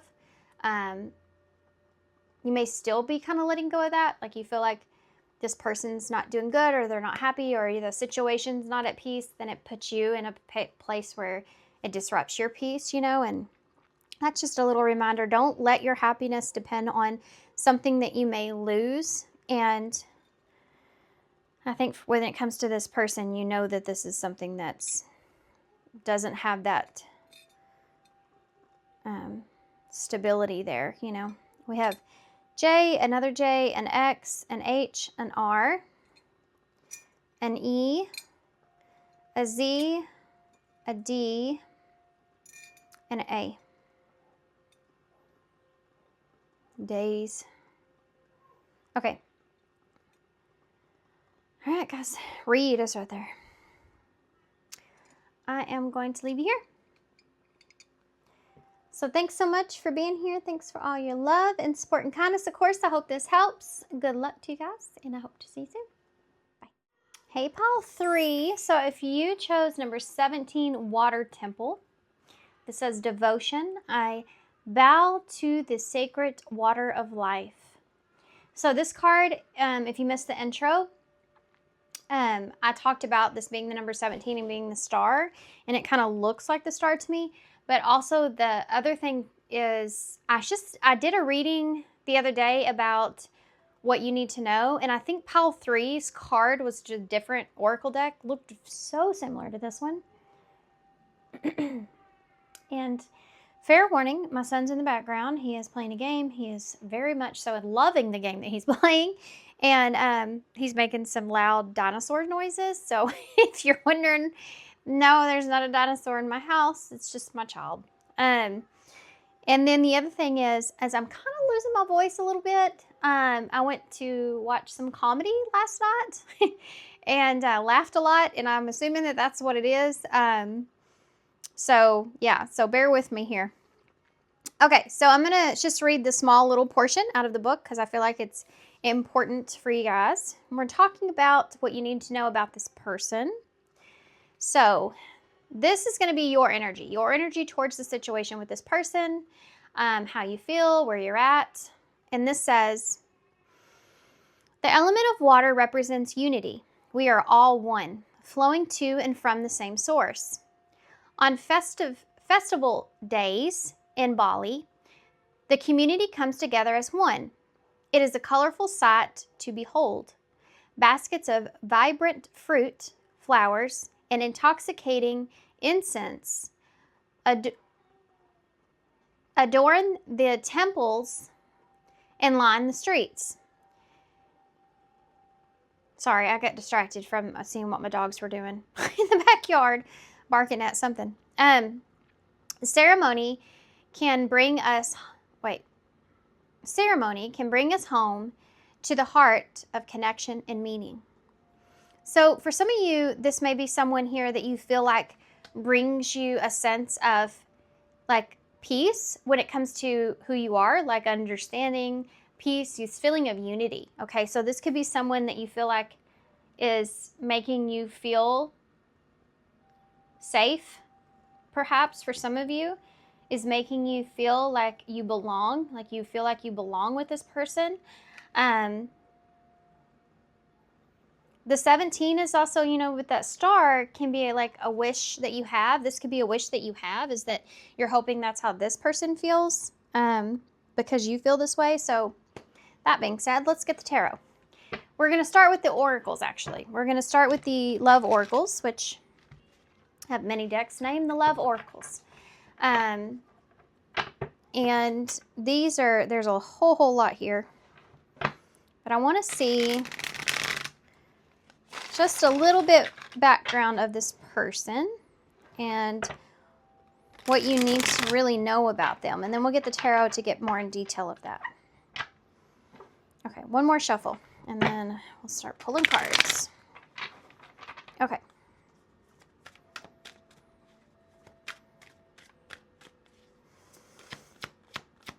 Pile 3. What does Pile 3 need to know about the person that's on their mind? Oh, boy. Well, we're starting off with player. Okay, and then skepticism. So this could be you thinking about this. This could be this person, okay? This could be you, though. I feel like more so you're trying to figure this out. I feel like you're trying to figure out maybe if this is someone that is just playing with you here. You're kind of skeptic of this person. It's back and forth energy with this person. We have lust. Yeah, some of you, if this is someone newer, you could be trying to figure out if this is something that is just like, if this person is attracted to you, like what are their intentions with you? You may be a little skeptic of this person because maybe things started off very lustful-like. You could be also wondering if this person's interested in you even, because that lustful card is there. What you need to know about this person is, I feel like this is someone that is attracted to you. I think this is someone that is curious about you.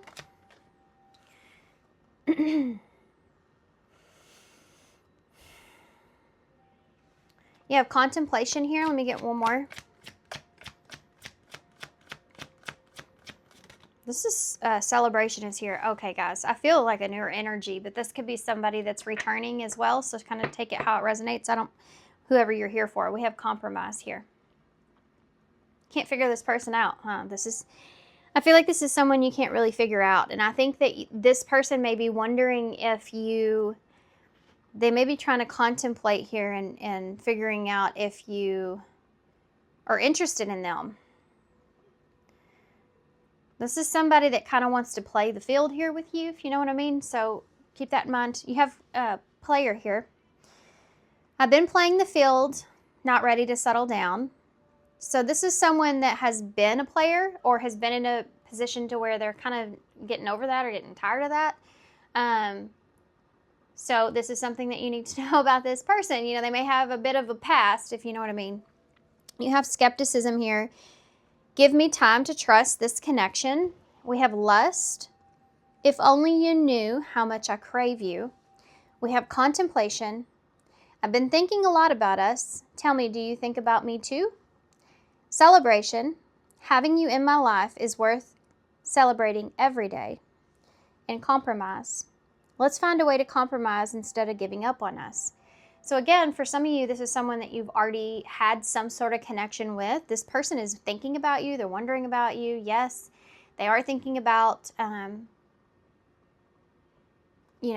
this energy right here is really strong. So the way that she's looking off like this may be somebody that disappeared on you for a while. Like, this could be somebody that you may have connected with in the past in some way.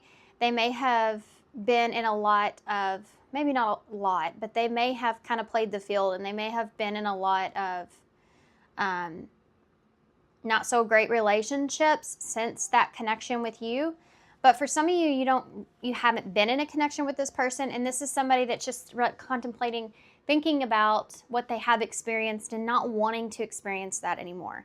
I think this is someone that sees like having you in their life. It could be like we're celebrating every day. It could be you could be someone that they feel like this would bring a lot of joy to their life. This is someone that is craving you though, okay? And I think this person may be kind of struggling, especially if they were a player in the past. They kind of just ran after what they felt attracted to. They ran after a lust. They were looking for that more than love. And with you, yeah, they're attracted to you in that way, but they actually see more with you, possibilities with you, and they're tired of being in that energy of that player energy. They don't want to be in that place anymore. And you kind of bring this,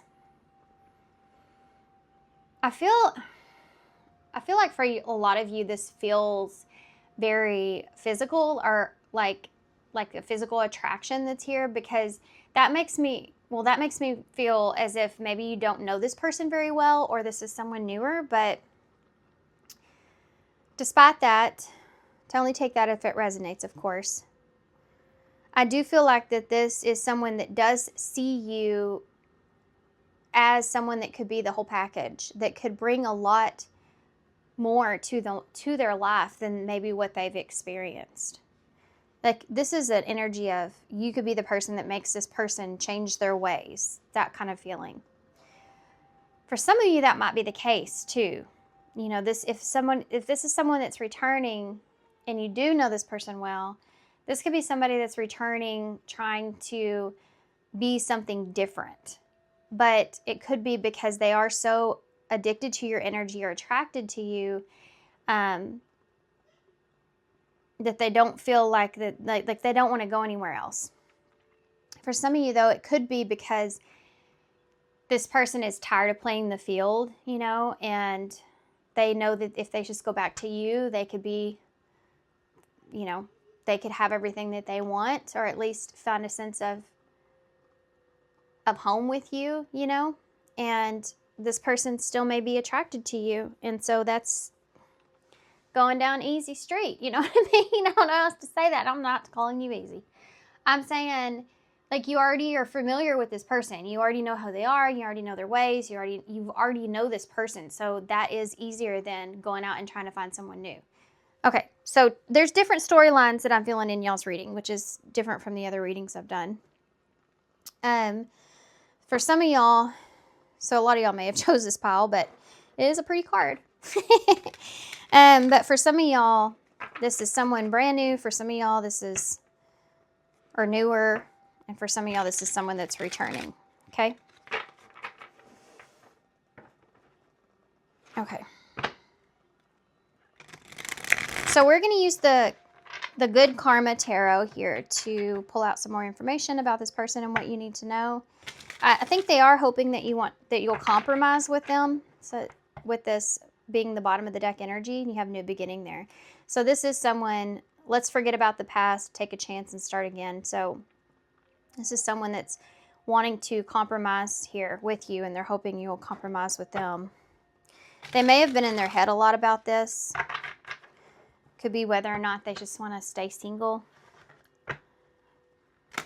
or if they should take the chance here. This may be someone that may be they may be a little bit lonely, or they have to have like intimacy here. Some people do. You have to have that intimacy.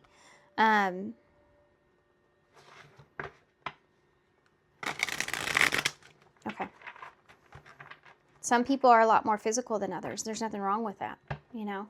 I don't feel like there's anything wrong with that. Depending on the person and what that is, you know. Okay, so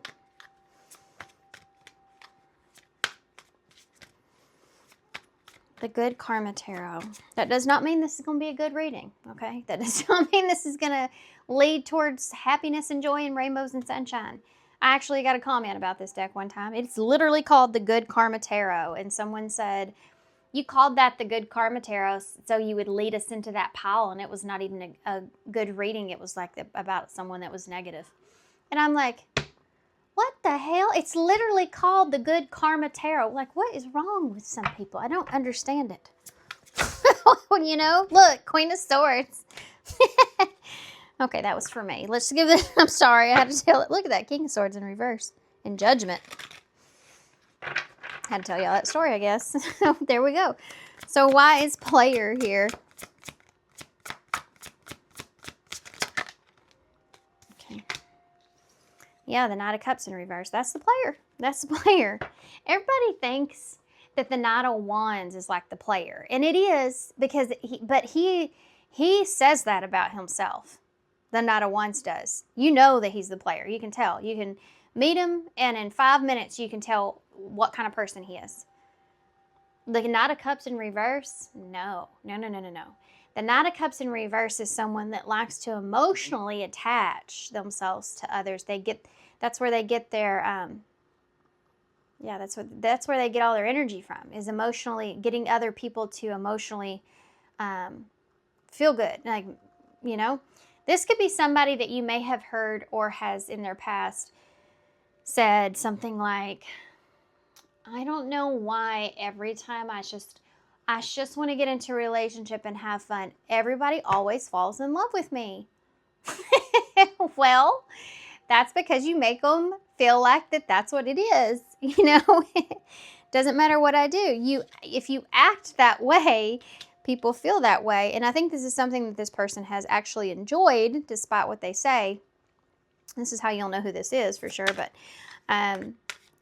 you know, this is somebody that also could have just been really like, they're ready to kind of step up and have something different in their life. You know, they're going from holding that ball to holding that cup.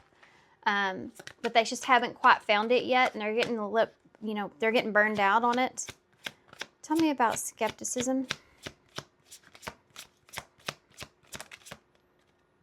You have the Six of Pentacles in the reverse. With skepticism. This person doesn't know whether or not they should give to this, though. Or if you'll give to them as well. This can be like when somebody's giving more than the other person. So this person may like take more than what they give. That could be because of what they've always experienced. But this could be somebody that's like, I can't say it. It kind of comes across as someone that's just not giving you a lot. You know, and that creates a lot of skepticism, not only on your side, but this person is doing it maybe because of that. They're a bit skeptic of trusting this connection that's here.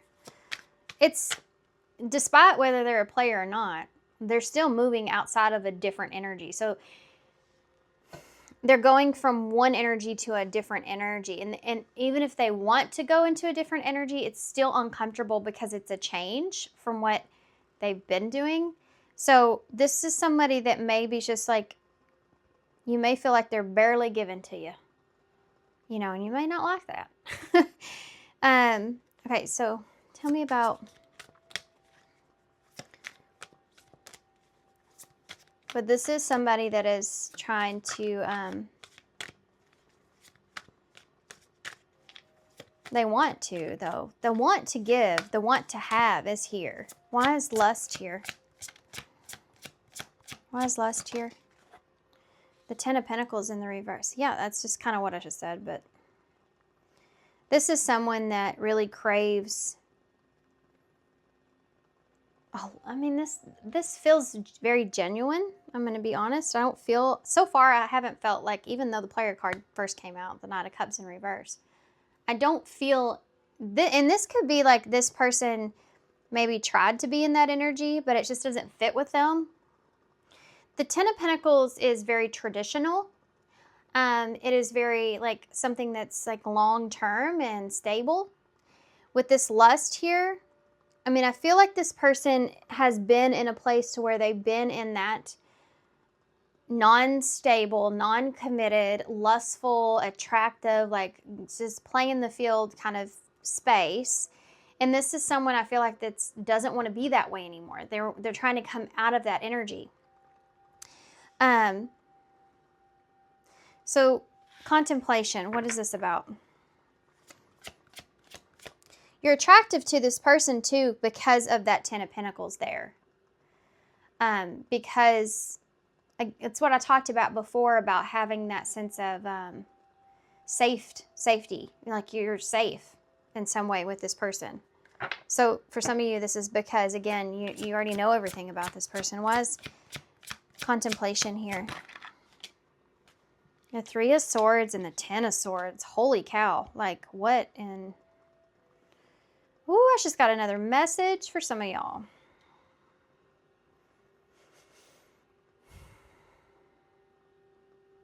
Okay, two things here. First off, this person may be in another relationship. This reading's fixing to go in a different kind of direction for some of you. That happens in readings. This person, for some of you, they may be in another relationship and they're contemplating leaving that relationship so that they can have this with you. For others of you, this is someone that, how do I explain this? Okay. They could be contemplating things here because you've already had an experience with this person and they're trying to decide if that's something that they can forgive or not, or if you will forgive them or not, depending on what happened here with this Ten of Swords and Three of Swords. For others of you, again, this person, they're thinking about like having something come to an end. And this could also simply be this playing the field kind of energy. This could be somebody that's trying to figure out if they're ready for something. You know, they could be contemplating moving into a new space of looking at something more long-term or looking at, you know, more traditional experience for themselves because that's something that they want, but they're not sure if they're fully healed yet, if they're ready for something that's like that, you know? Okay. So hopefully I'm needing to hear that, got that message. Why is celebration here? What does Pile 3 need to know about this person with celebration? You have a Four of Pentacles in the reverse. I do feel that this person enjoys having their freedom and their own...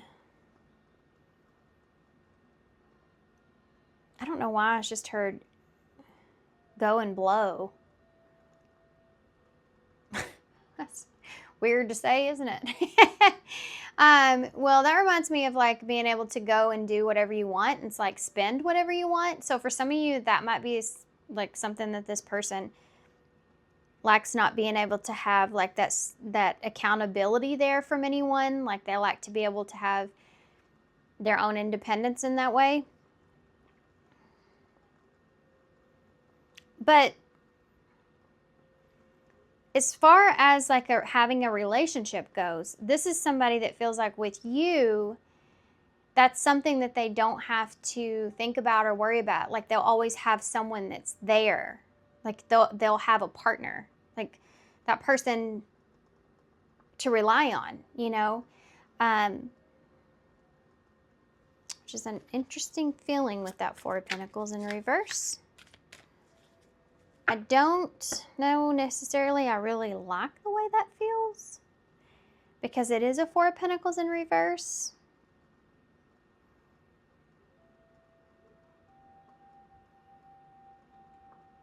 This person's looking at the benefits of being with you.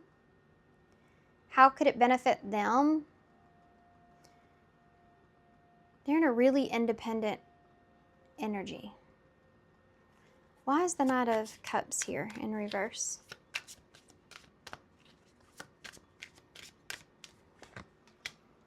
King of Pentacles in reverse. That's the player card. Look, they're both in a tux.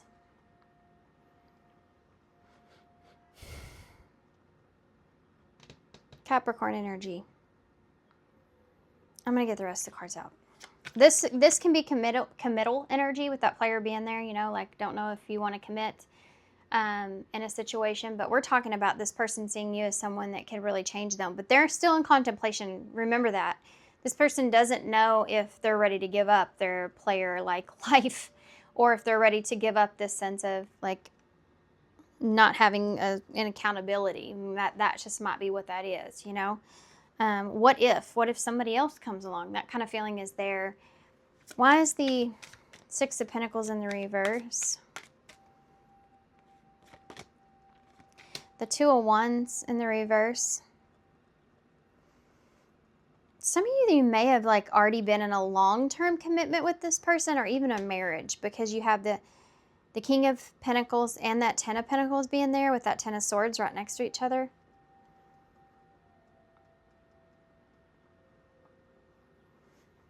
Two of Wands in reverse with that Six of Pentacles in reverse with skepticism.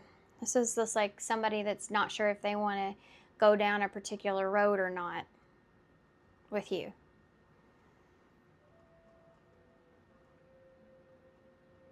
If it would be a bad idea, if it would be the wrong decision.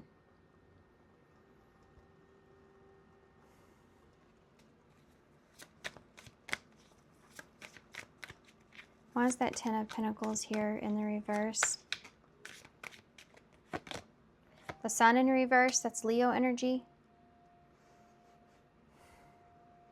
There can be something this person's still getting over for some of you, like something big that this person's still getting over, moving on from. Some kind of significant disappointment that occurred.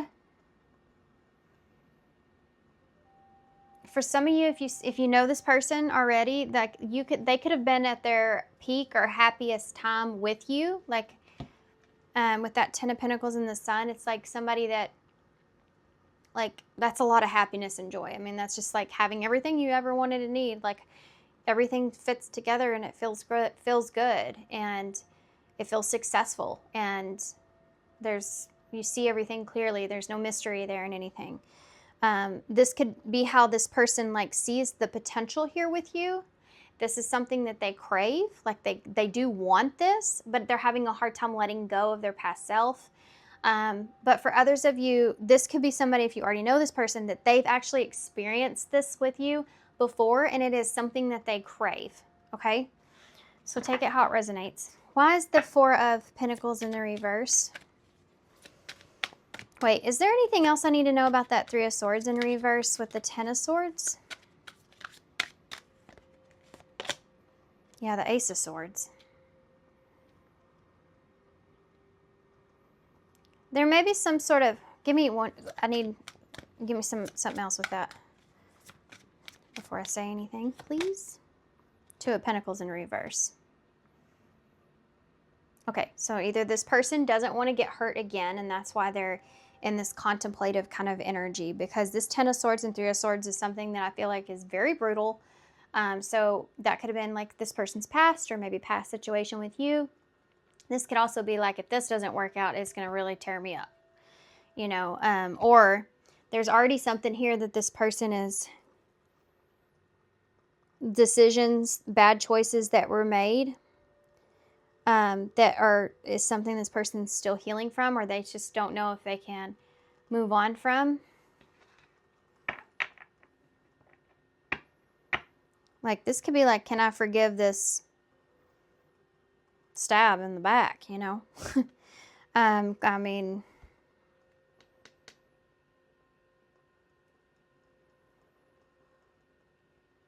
this could also be like what they're wondering about you too. So take that how it resonates, whatever, y'all know what happened in your situation. Okay, so let's see. Four of Pentacles in the reverse. The Four of Wands in reverse. How crazy. That card came out in the, I think, the last pile in the same position. Lovers in reverse.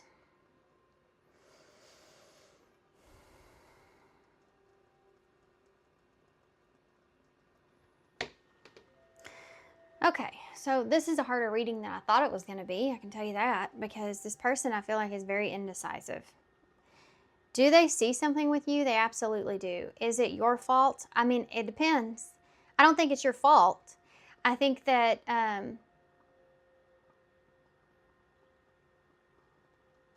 either you went through something with this person for some of you, or they went through something themselves. Either way, they're just contemplating this right now. I don't feel like this person's making any final decisions. This is something this person's just contemplating.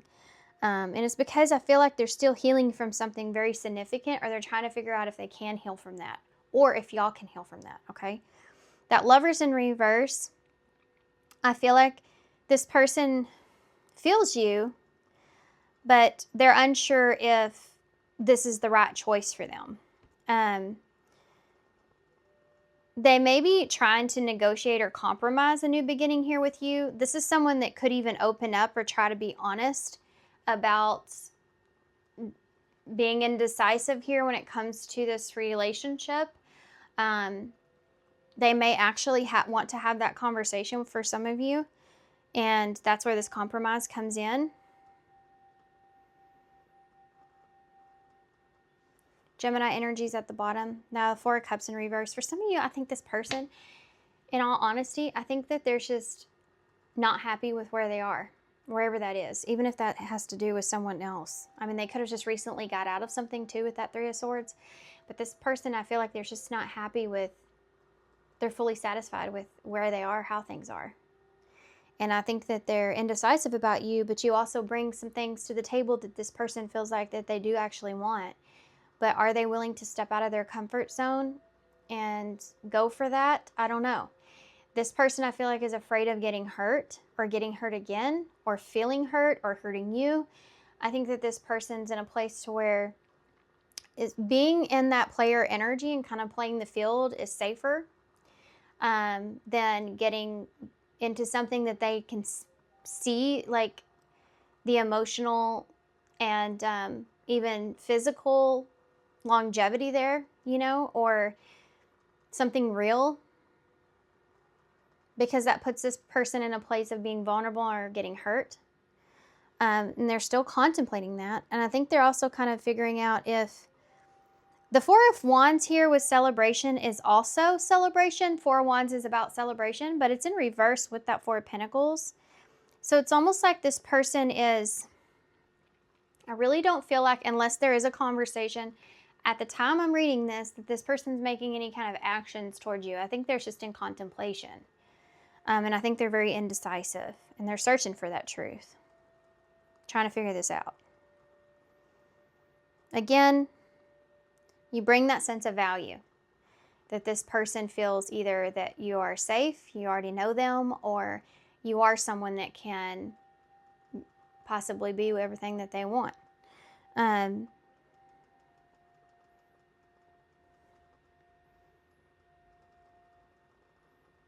So they're not, unity's not here yet, you know, there's not this unity here yet, but there is contemplation around it. So that's what you need to know about this person. Now let's see what they would say to you. Okay. Yeah, I think this person's just perhaps recovering still. If this is someone new, it's just like they're recovering from something and they're just not sure if they're ready. And again, you know, they see that potential with you. And other relationships are safer because they don't have to emotionally invest in those as much. Okay. That's a weird thing to say, but I'm just reading this person's energy, guys, okay? I'm just reading their energy, you like it or not. I'm just reading the cards. So, it says, I look for you everywhere. Yeah, this person either has been trying to replace you, or this person is in a place to where they kind of Like they have been looking for you, someone like you, for a long time. What would this person say to pile 3 if they could say anything? I don't react when people mention you, so that's for those of you that already know this person. Leap of faith. It's safe for you to make the move that you're considering.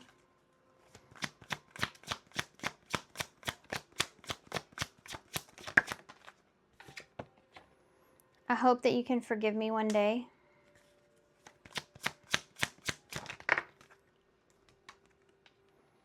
I would do it all again.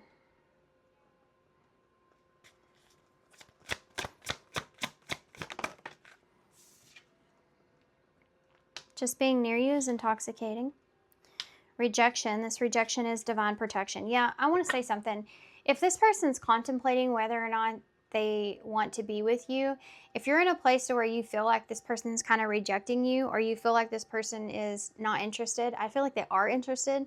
They're dealing with some stuff, and that's not on you. You know, this is something that if this person is rejecting you in some way, I feel like take that as a blessing in disguise, because I don't know about y'all, but if somebody's not sure about me, I don't want them coming towards me.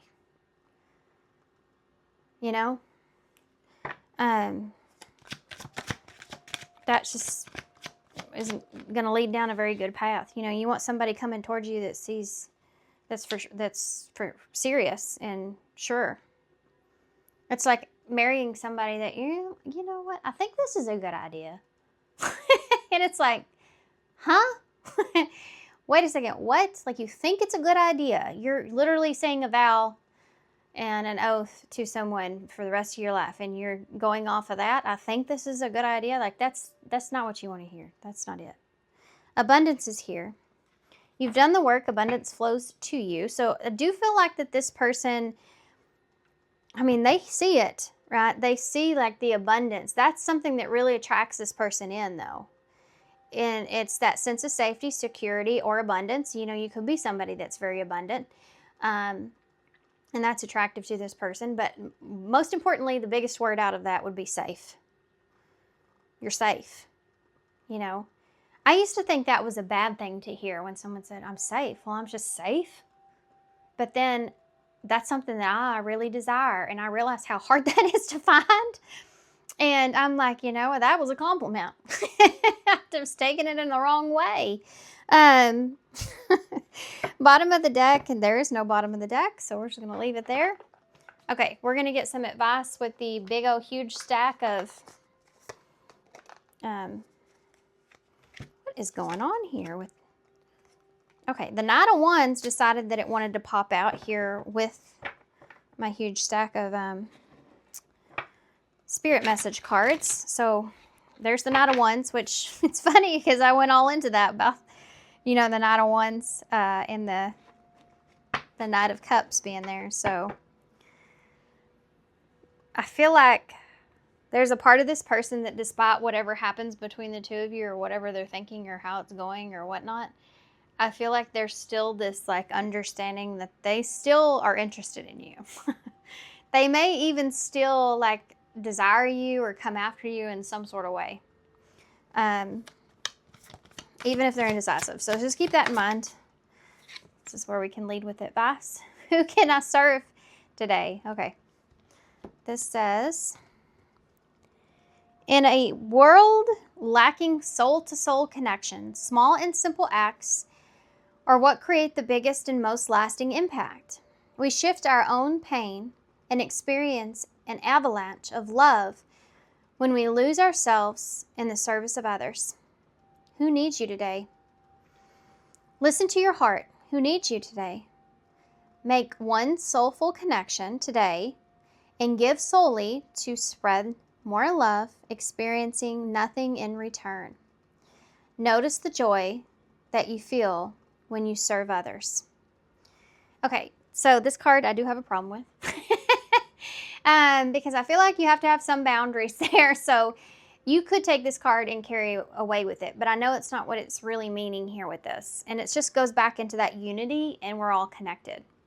So keep giving to others and in a way to where like you're not expecting anything from anyone else. You're solely giving out of the goodness and kindness of your own heart, because that will be repaid back to you in other ways. It could be repaid back to you in simple ways, day-to-day ways, you know, whatever it is. It's, or even just that it makes you feel good yourself to give.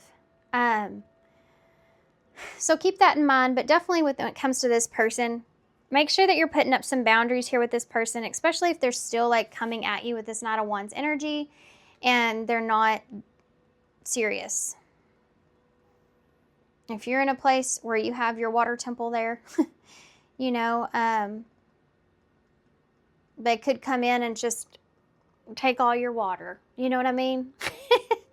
And if you allow them, they will, you know, so it's that kind of feeling. Just make sure that you have some deserved boundaries. Okay? I kind of want to get a little bit more advice with that. I feel like now that I said that, I feel like I need more advice. I'm going to pull, try to pull one of these, see what comes out. And then we'll get some charms. Can you give me some advice for pile 3 about this person? Frozen and take the initiative. That's the number 17. Again, waiting for things to happen will not work. Make your own way forward to put yourself in a position to win. So you make sure that you're being expressive and open and honest about what it is that you will and won't allow when it comes to this person in this connection. I think that's the most important thing, actually. Don't just do, you know, go this person's route and go whatever they want. Make sure that you're being honest about what it is that you desire and want too. The 17, with being the star, is all about your goals and your wishes and your dreams and what that looks like. So keep that in mind here. Frozen, number 46.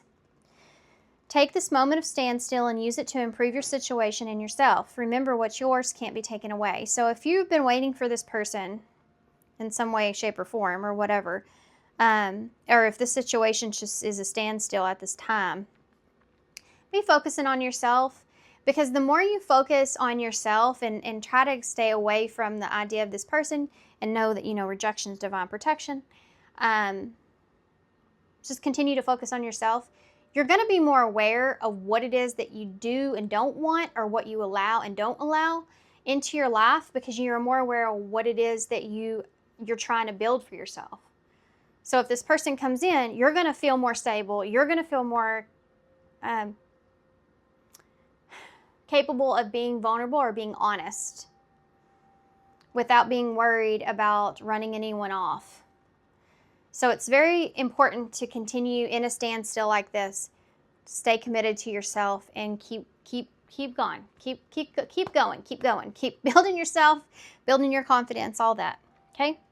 The stronger you are, the better off that you'll be in being aware and knowing yourself. Okay. My dogs are really after the squirrels today, guys. Really after those squirrels. Oh, y'all have some really fun ones. I don't know why this one's not here. Definitely reminds me of Casey over at Mosaic Mermaid because of the mermaid tail, and then the rainbow because she always does, you know, rainbow stuff, different colors. Okay, there's that Knight of Wands again. Be careful that's there. You also have the coffee, Dunkin' Donuts here. So this person could ask for a coffee or bring you a coffee or just want to have a conversation. Can we just have some coffee, like a coffee date? Just, you know, that's there. Conversation, chat. Can we just have a chat? They want to chat with you. So the rainbow is that promise. This person may try to make you some promises here, or this could be like, remember what you promised yourself. So keep that in mind too. In the mermaid tail also is like being in between worlds. So like being at a standstill at this time with this person. We have Y, R, B, M, Z, L, P, D, T, A, 2 J's, 2 W's. We have a G, a C, and an L. All right. Okay, guys. So that is that. I'm going to leave you right here. So thank you so much for being here. Thank you guys so much for all the love and support. Of course, I hope this helps. Definitely good luck to you guys with this, and I hope to see you soon. Bye. Hey, Paul 4. So if you chose the number 10, Sacred Spring Vitality, I dance towards the light. Okay, so this is going to be your reading. All right, guys. So what we're going to do is I'm going to read just a little tiny portion of this book so you can kind of get an overall sense. This card is going to represent how you're currently feeling around this person, about this person, with this person. Okay, so this says, rather than sinking with despair, it's time to float on the beauty of wisdom towards the light of love. Visualize the sacred spring waters washing over you, cleansing away your fatigue, replenishing your temple with the ethereal radiance of the goddess. Relax into blissfulness, nourishing rest, and emerge feeling whole. So basically, this is like symbolizing, it's kind of sort of like one of the other piles. I'm not going to tell y'all which. You may resonate with that one, so you may already be aware of this. But this is kind of feeling like a feeling of cleansing yourself with this sacred spring. The number 10 is about completion or an ending, but endings always bring new beginnings. So I'm not saying that anything's ended here with you and this person, but it could have. I do feel like that something has been tiring here when it comes to this person, when it comes to this connection. I feel like there's this feeling of you getting tired. I mean, just getting not really bored. Well, kind of. It's like a feeling of, it's this again, like we're doing this again, like here we go again. You know, it's a feeling of needing to get past something, needing to end some sort of cycle, whether with or without this person. There's this feeling of something that's a cycle, that's just a pattern perhaps maybe, that's just needing to close out. Spring is about new beginnings. I just feel like that you're being called towards the light there, and I feel like that you're tired of being in so like the deep down depths of emotions, you know, with that darker water that's on that card. Hey, George. I do feel like with that darker water that it's kind of like you're tired of being down in the depths of the emotions, and you're ready to like spring yourself out of it. You're ready to come out of it and have a new energy. Whether that's like you're with this person, you know, and y'all have just been stuck in the same energy, or you're not with this person and you're just trying to get away from it, you know. So take it how it resonates. Okay, I'm sorry guys, I had to pause because I really did have something in my eye. And then I tried to restart, and then I don't know what happened, but just didn't work out. So we're here again. Y'all don't know it, but I've tried to do this 3 times. So something getting annoying or not, like, here we go again. That kind of energy is just really here. And I was also going to mention, like, you know, when you get something in your eye and how annoying it is, like you have to like go through that. It's just like man, it's just horrible, isn't it? When you get something in your eye, or you have like a dry eye or something like that, you know, how just that's so irritating. That could be what you feel like with this person. Maybe you're irritated with this person. Okay, so the love oracles, pile 4. What do they need to know about this person? Damaged. What does pile 4 need to know about this person? I'll read these after I get them all out. We have under pressure, true love,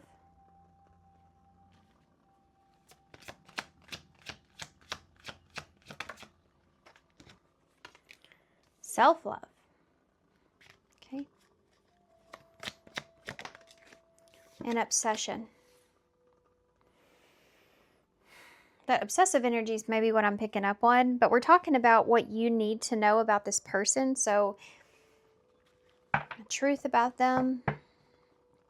You have restricted at the bottom. Okay, I'm going to read these. I'm going to tell you what I'm feeling. First off, damaged. Before you date me, understand that I am damaged and I have a broken soul. Under pressure. I'm under a lot of pressure. Please be understanding. True love. I waited my whole life to find someone like you. Self-love. I'm learning to love myself and make happiness my priority. Obsession. I'm obsessed with you and your memories. It's almost killing me. So, what do you need to know about this person? Well, I feel like that this person, you see these 3 cards here have hearts on them. All of these hearts that you see are easily shattered. Here you have the hearts that are made out of the crystals. Here you have, which, you know, I'm seeing it in a way of like being able to see through or scratch or hurt like easily, you know, break or something being fragile. So that's why I'm seeing like that kind of crystal. And then the one here is the tree, which has leaves. The leaves are that, but the leaves don't stay on that tree, you know, forever. That eventually they're going to fall. And then, you know, that's spring, by the way, when they start to bloom again. And I think this is, again, what you're ready for. And then you have this heart here, which is, you know, obviously restricted. You have a whole entire case around this heart. So, which says, I feel restricted and confined by my circumstances. I really feel like you're tired of something with this person. Like you may feel like you just don't ever get anywhere with this person. That being said, what you need to know is this person feels like they can't handle the weight or the pressure of emotion from them. This is someone that has a really hard time. Like they could be someone that has a lot of things left to heal with this damaged card being here. That's what that talks about. But they could be somebody that is fragile when it comes to like they feel pressured in any kind of way to be expressive, to be vulnerable, despite how they feel about you. You know, this person may very much so see you as true love and desire you, but they don't want to talk about it. Basically, I mean, that's kind of what I'm seeing here. And I feel like it's kind of been a repetitive thing for you to perhaps maybe bring up certain things with this person, and you don't really feel like you ever get anywhere. You feel like you just kind of go in circles with this person. And that is that like I'm getting tired of this. I'm getting bored of this kind of feeling like we're not getting anywhere with this restriction that's here in the heart. And this person may put a lot of like, I feel under pressure, like I'm under a lot of pressure, please understand. Like this person may be in a place to where they feel like they're pressured by a lot of things and, you know, asking for grace here and so in a certain way. But I feel like this is a place, this goes deeper than that. This person may not just like, this is somebody like, can we just not talk about this right now because I have so many things going on? But really, like, this is someone that just doesn't want to talk about it. Like, it's really hard to pull maybe how this person feels out of them.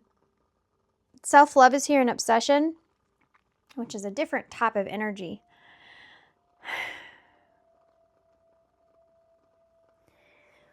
I've never understood why she's like that in the bathtub. But anyway, I'm sitting here now trying to figure it out. And the only thing that came to mind was, why would you want to half clean yourself? I mean, she's cleaning the bottom end of herself. So if that says anything, it could have something to do with this. But with self-love here, I'm starting to get a weird energy around your person. Like there's this, like even then you still, like there's only half vulnerability there, right? So I'm starting to get like this picture of your person like not wanting to be vulnerable with you, basically. And it's because this damage that's here. This person doesn't want to feel pressure when it comes to romance or when it comes to love.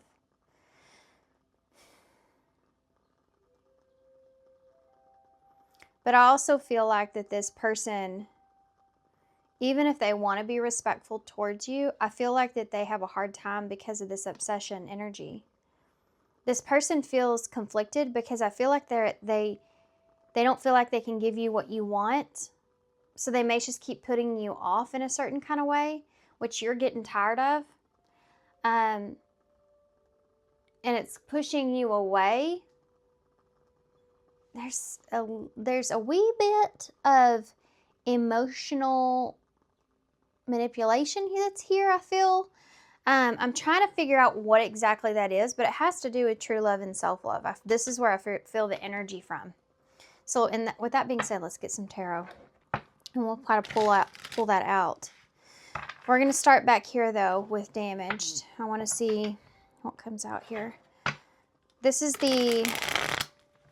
I think this is called the Fool Tarot. The Fool's Journey Tarot, but I'm not exactly sure. And this I got from someone off of Instagram, and she's not on there anymore. She doesn't sell them anymore. And so I'm lucky to have it, but I can't get on there and look to see what the name is. So it is what it is. Okay, so here we go. Why is damaged here? What does pile 4 need to know about this person? 6 of Wands. Look, she's wearing the same sheer black shirt that she is. And that red and black energy.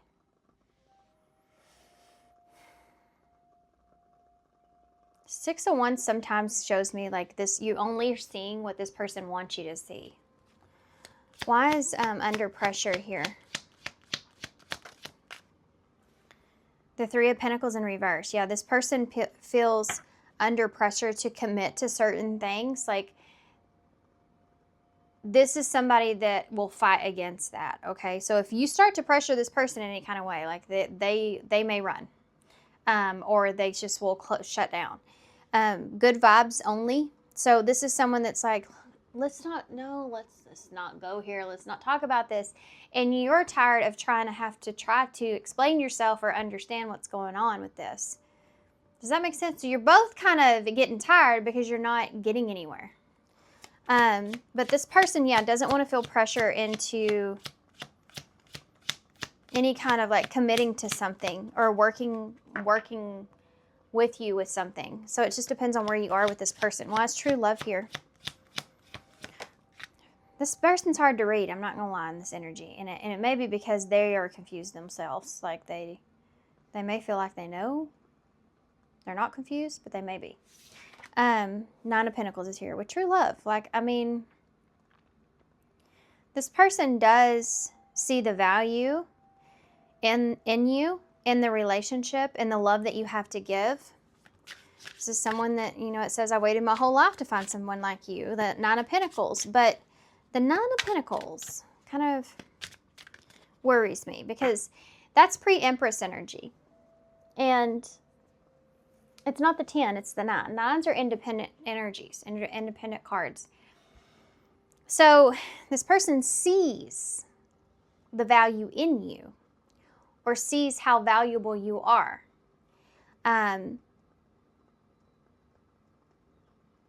But they don't want to feel pressured with anything. And with you, maybe in the energy that you're in, you do pressure this person. Pressuring this person into what? Well, we'll figure that out. But commitment, changing, maybe talking about their emotions or being vulnerable. Like, you have standards here with that 9 of Pentacles. And even though this person may love that about you, they don't like it about you when it's like it's on them, right? Why is self-love here? Strength. Yeah, that's self-love.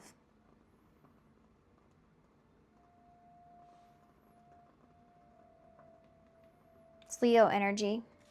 Why is obsession here? Well, I'm going to come back to that in just a second. I want to see what the clarifiers are before I do. Six of Swords in the reverse. That's going back to a situation. This is what I was talking about here with the 6. It's like, and the 3 too. 666 could be relevant. You may see a lot of that. It's not a bad number.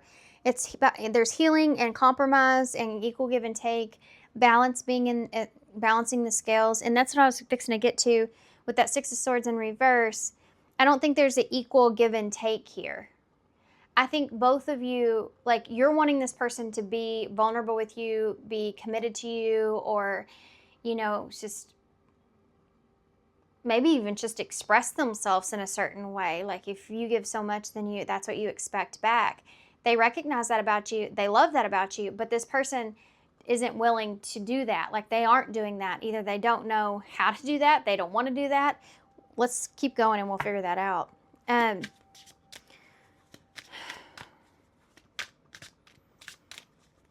I need to know what this strength entails. Okay, so why is that 6 of Wands here with the damaged?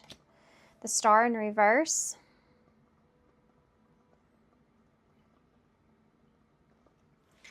Aquarius.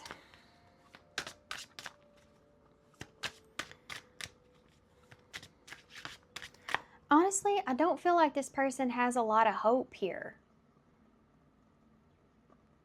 That's why they're only giving you so much. I feel like this person doesn't feel like that they can meet your standards. So that might be why you feel like this person doesn't give you very much. Because they feel like they can't meet your requirements. How strange. Why is the 3 of Pentacles in the reverse? Either there's too much damage that's been done, or they just don't feel like they're going to be able to offer you what it is that you're wanting. The 2 of Swords here, yeah. This person does feel under pressure to make a decision of whether or not they want to work this out with you or want to figure this out here with you, though. But they could also feel blocked from being able to have some kind of commitment with you or commit to something with you. If you are with this person, this could have to do with, like, coming together and figuring something out, coming up with an idea or plan to have something solid here together, or this could have to do with the living arrangements or environment, or, you know, maybe you want marriage and they don't, that kind of thing. Like, it could have to do with a lot of different things, like compromise and not being willing to compromise. This person feels like you're not willing to compromise on certain things. And so, yeah, you may be really, how are you coming across with this person? The 9 of Cups in reverse, that you're not happy here in the situation. The 2 of Pentacles. You're trying to make a decision, or you may have a lot that's on your plate at this time that you're juggling. The Ace of Pentacles in reverse. Yeah, you're trying to, this person feels like you're unhappy, and because you're unhappy, you're making a decision to perhaps let go of this opportunity, or you could. There's your 3 Pentacles right there. Like, if you don't make me happy, then I'm not going to commit here. Which, this is how, you know, this person may be seeing you in this situation, or how you're seeing this person. You may see this person as somewhat selfish, like they only want something their way. Y'all don't understand each other. I mean, honestly, I don't feel like y'all understand each other. Why is the 9 of Pentacles here?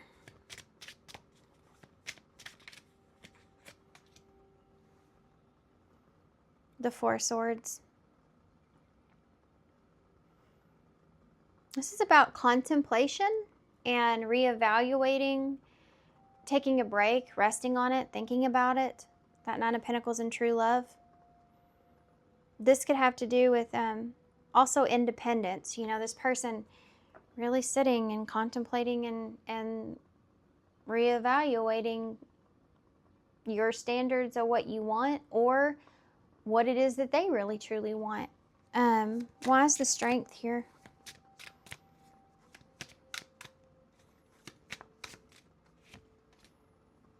The Seven of Wands. This is so, I feel like this is a connective energy, but anyway, I feel like it's mirrored, you know. Y'all don't understand each other. You can't, you want to explain certain things of yourself, and this person feels like that you're putting them under a place of pressure. I do feel like that you both care about each other here, honestly, but I also feel like that, like, there's a big reevaluation of what's valuable to you and what's valuable to this person, and I don't think that those are aligned at this time. And so it's like you both have the same end goal, but you have different ideas of how to get there. That's what it feels like. And with that comes along the Seven of Wands, where you both are in this very defensive energy. So this person, what you need to know about them is that they are in this defensive energy, but I feel like you are as well. So everything I'm saying about this person, you may be like, I feel that way too. You know, I feel that way too. So you may be mirroring with this person a lot. Honestly, the further I get into this, I do feel like that there is love here, genuine love here. So you may actually be with this person, but something here is not working, and you both have different ideas of how to make it work. But this person is feeling under pressure to like commit to a decision.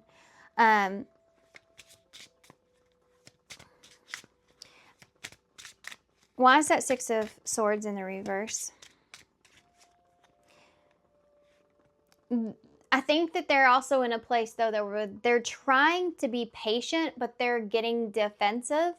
Like they feel this need to protect their own self, like their own happiness. But I think you both are. Like you're both being like very strong-willed or strong-headed here.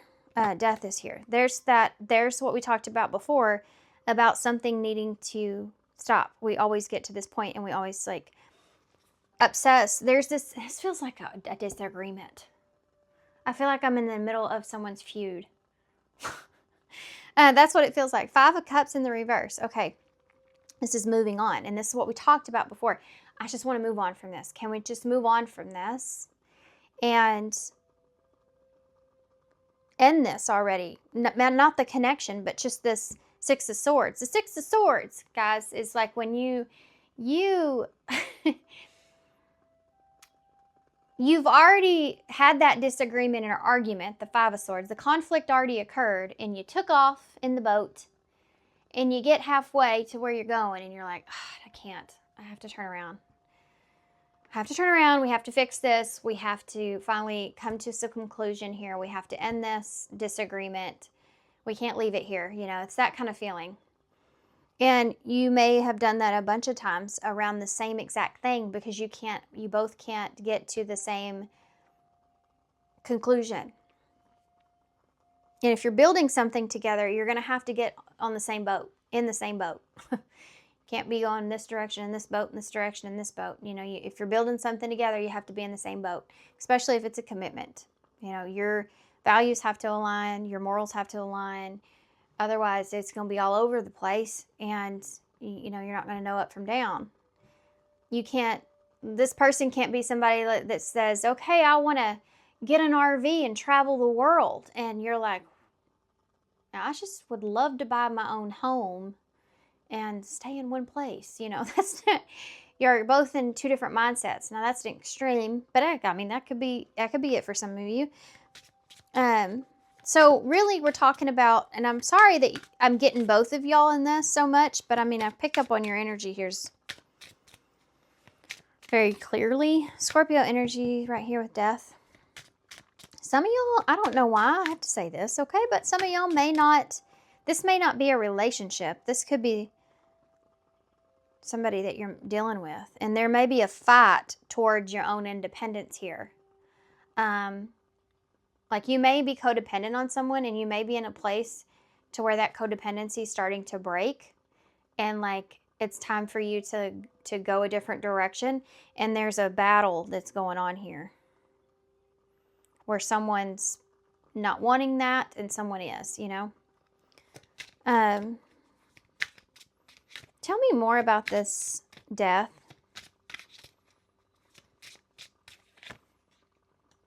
High Priestess in reverse. Pisces energy. Five of Pentacles.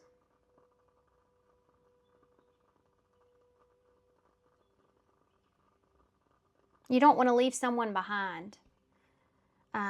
This person doesn't want to leave you behind. You have this obsession that's here.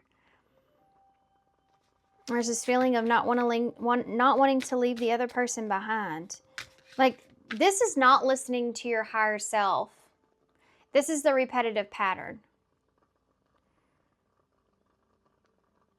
I don't know what extent that goes to, you know, but I feel like you're having a hard time listening to your intuition because bottom line, you just don't want to leave this person out in the cold. But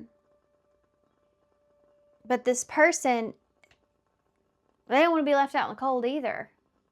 And they feel that same way about you. There is a codependent energy that I'm feeling here.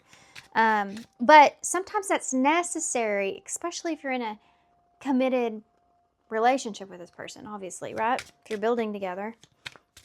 Yeah, you do rely on each other. But you both have your own inner worlds going on here. You know, so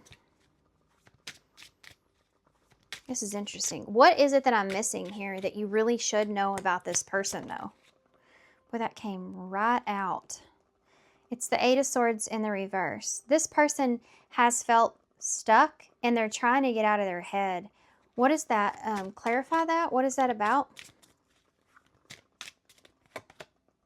The Two of Wands, about the future, making a decision, moving in a certain direction. Oh, this person, they have a clear path. Like, they know exactly what they have to do or what they should do or what direction they should go in. They've been trying to get out of their head about it. That's part of this. The Sun in reverse. Because this is someone that doesn't want to disappoint you and doesn't want to disappoint the whole situation. So they also feel like if things move forward the way that you're actually wanting them to, that you're going to be disappointed. They may not be wanting to tell you that.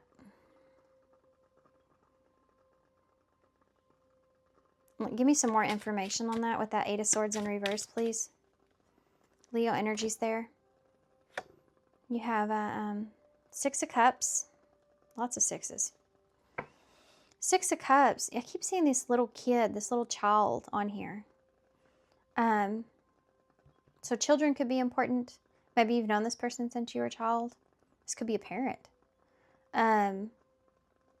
You know, this could be a child. This could be an adult child for some of you.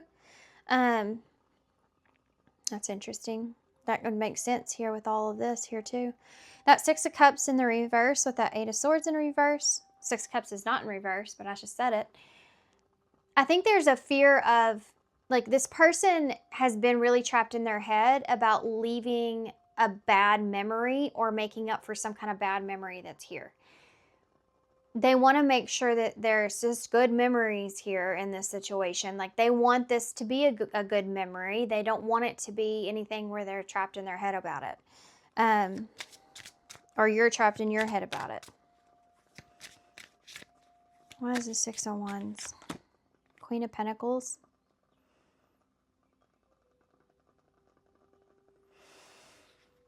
This is someone that is making a decision for themselves. Like, this is someone that has this, either they're choosing a direction to go down that they feel really confident in. They feel confident in whatever this is. But why is that Sun in reverse with the Ace of Cups?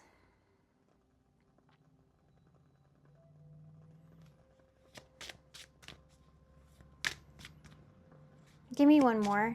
This is fear. The Three of Swords in reverse.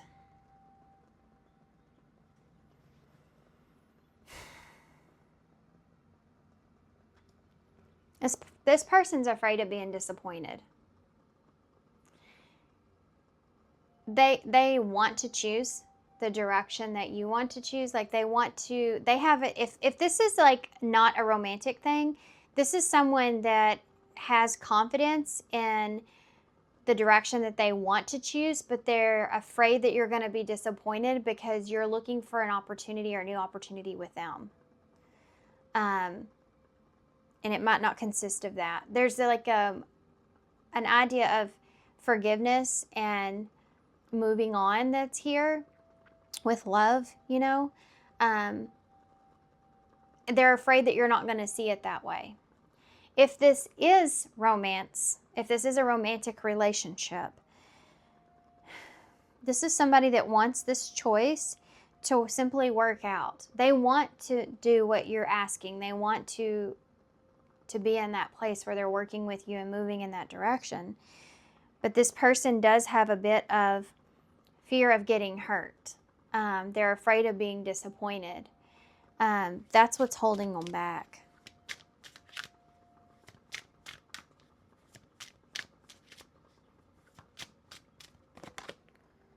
Yeah, the Ace of Wands.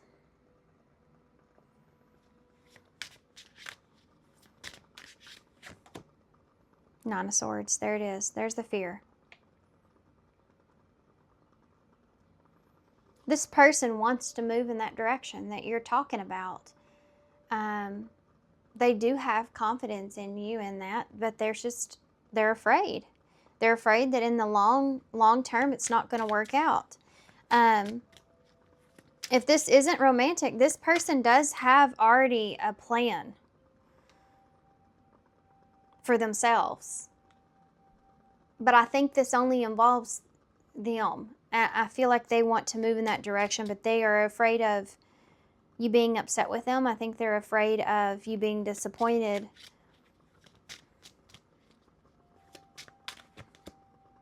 Page of Cups and the Lovers in reverse. This person's afraid of your reaction here to this. For some of you, this feels like dynamic of, like, let's just say you have a roommate, like you've lived with this roommate for so long, and like your lease is coming up and you're having to move to somewhere else. And so you have this idea that you and this roommate are going to move to here, and they keep like putting off committing to that. And it may be because they actually, like, they may have someone that they have a relationship with and they're wanting to move in with that person, or they have some sort of idea here of doing something else, but it doesn't involve, like, it's not your plan and it's something they're doing on their own, but they're afraid to express this to you because they're afraid of your reaction.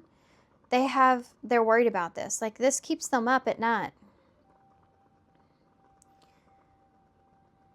If this is romance, I mean, this is somebody that has a plan.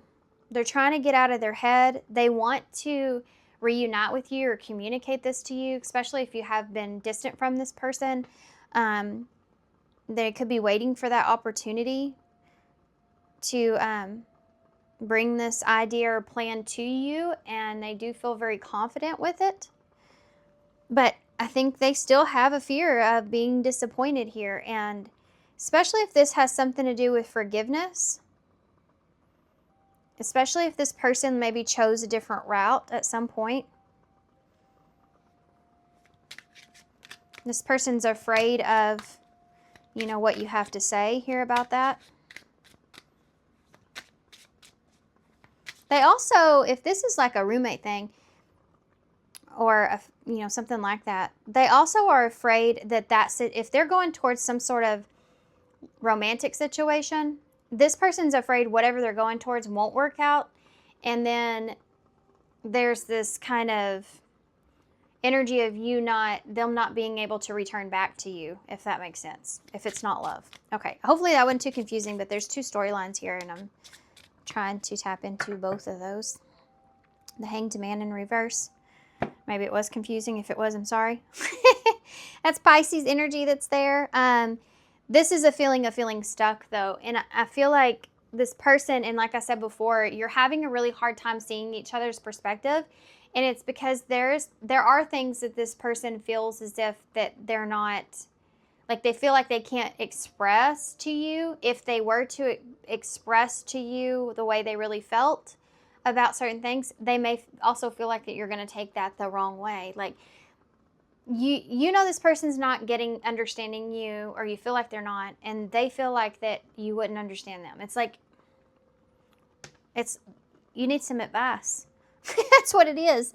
Let's see what you would say to each other. And I'm actually going to use a different deck for y'all, because this feels like a different type of dynamic, I guess.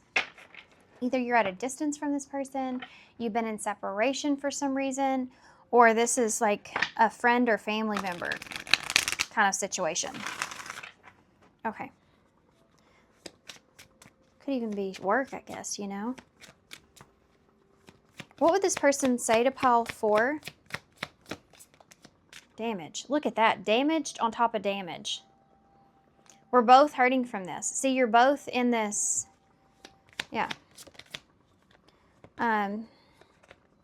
Unworthy. We talked about that too.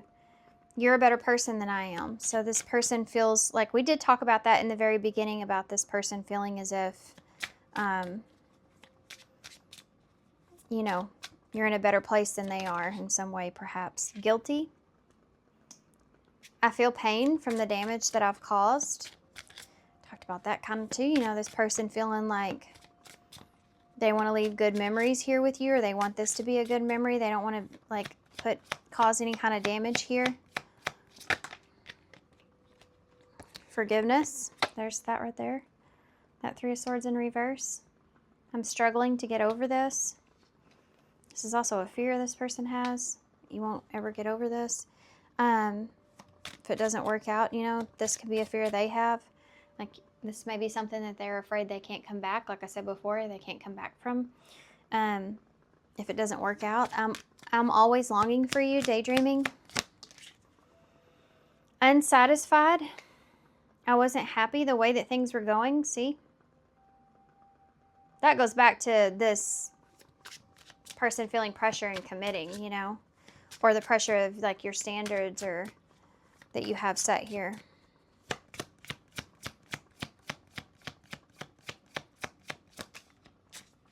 Self-love. I was just thinking about that. I should have kept talking about it, and I was sitting here just thinking about it. You have it twice. You have damage and self-love here twice. A new chapter again at the bottom of the deck. So there is new energy coming in. I'm trying to move on. Okay. For some of you, this, and you'll know your situation, okay? Obviously, you know if you're with this person or not, what's going on here, how it's going to resonate with you. Different for everybody, how these readings resonate, depending on your situation. But for some of you, this person may be trying to move on from this. If you're separated from this person, you know, they're trying to move on, but I think there's still a sense of a want to forgiveness for not being able to commit, not being able to be that person that you wanted or needed. Sure, go that way though.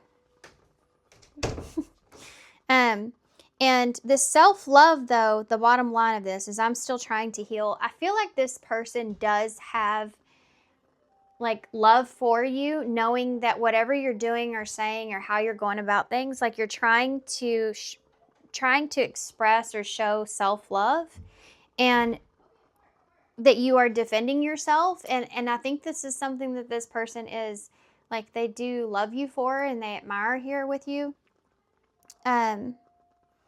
Like you're not satisfied here in some kind of situation, you know, wanting to speak up or express your truth. Yeah, this isn't over. I do feel like that there's going to be some sort of a new beginning for a lot of you if you want to reunite with this person, or if you already are with this person in some way. I just smelled hairspray, and I don't use it, so I don't know where that came from. It's really strong. It almost like had that feeling being in my mouth even. Anyway, yeah, there's this feeling of something you don't want to have, like leave a bad taste into anybody's mouth here. You know, that kind of a thing is like, we have good memories together, and I want to keep those good memories that we had together, and I don't want this to ruin anything. That's the bottom line of this reading.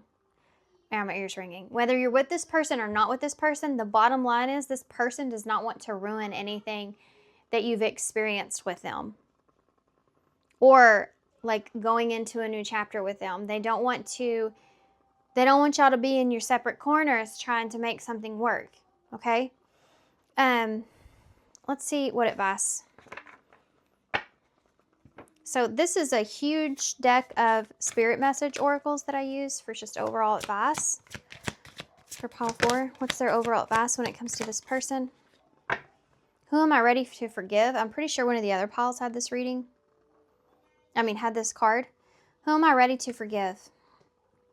Forgiveness is here strong. Basically, if I could tie this into like just 3 words, I would say damage, forgiveness, and a new beginning. So take that how it resonates. I am not what happened to me. I am who I choose to become. CG Jun, I think. I can't read this handwriting. It did come in one of the other piles because I remember that. It is time to let go, forgive, and move onward. Is your soul ready to forgive someone else or yourself? Forgiveness brings sweet release, freedom, and insight. Look at it from their shoes. Notice how you grew and what you learned. Who do you want to become? And how is the resistance holding you from what your soul wants? Write a forgiveness letter and then practice the hip hop to the hip op on oponomy, right? I don't know, guys. It is a prayer, okay? It's an ancient prayer. Look it up. It's about forgiveness, and it's actually a really beautiful prayer, so I would recommend that. But I never can say it right. Today, while thinking of the person that you're ready to forgive, I love you, I'm sorry, please forgive me, and thank you. Okay. I think that throughout this situation, whatever's here, I think that the two of you both at some point maybe hurt one another, like there was damage on both sides. Whether you're seeing that here or not, I feel that, and I do feel love here. I do feel like forgiveness here. So take it how it resonates. Obviously, if this is someone that you're on the outside with and that you do not plan on having any kind of new beginning here, then see this as it's just two people that just are never going to understand each other clearly and do whatever you need to do or what's best for yourself. And forgiveness in that, okay, you had self-love. So I'm glad that you loved yourself enough to get out of a situation, even if it has to do with me, if you're not happy there. It's that kind of feeling. Okay, let's get some initials to close.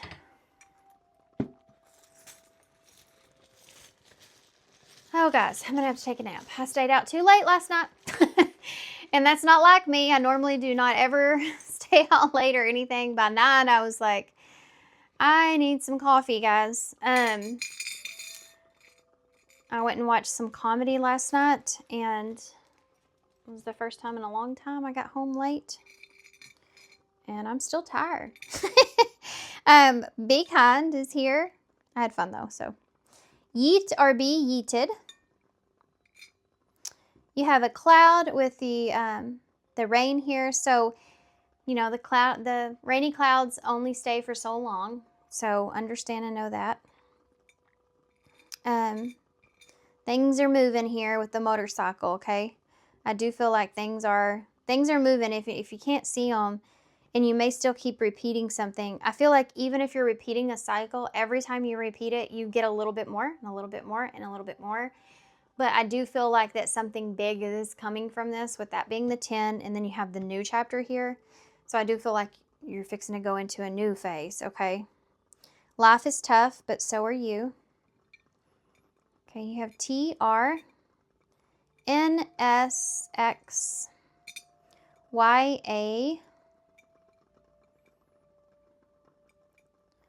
We have a W and an M, actually. Okay. All right, guys, I'm going to leave you right here. So thank you so much for being here. Thanks for all your love and support and kindness. So hopefully this wasn't too confusing. I know it kind of felt that way to me. There was a lot of, honestly, I feel like I could pull 4 different scenarios from your reading. So I hope the messages, whatever you needed to hear, you got, and you were able to discern that and get something out of this reading. So thanks so much, guys. I really appreciate y'all, and hope to see you soon. Bye.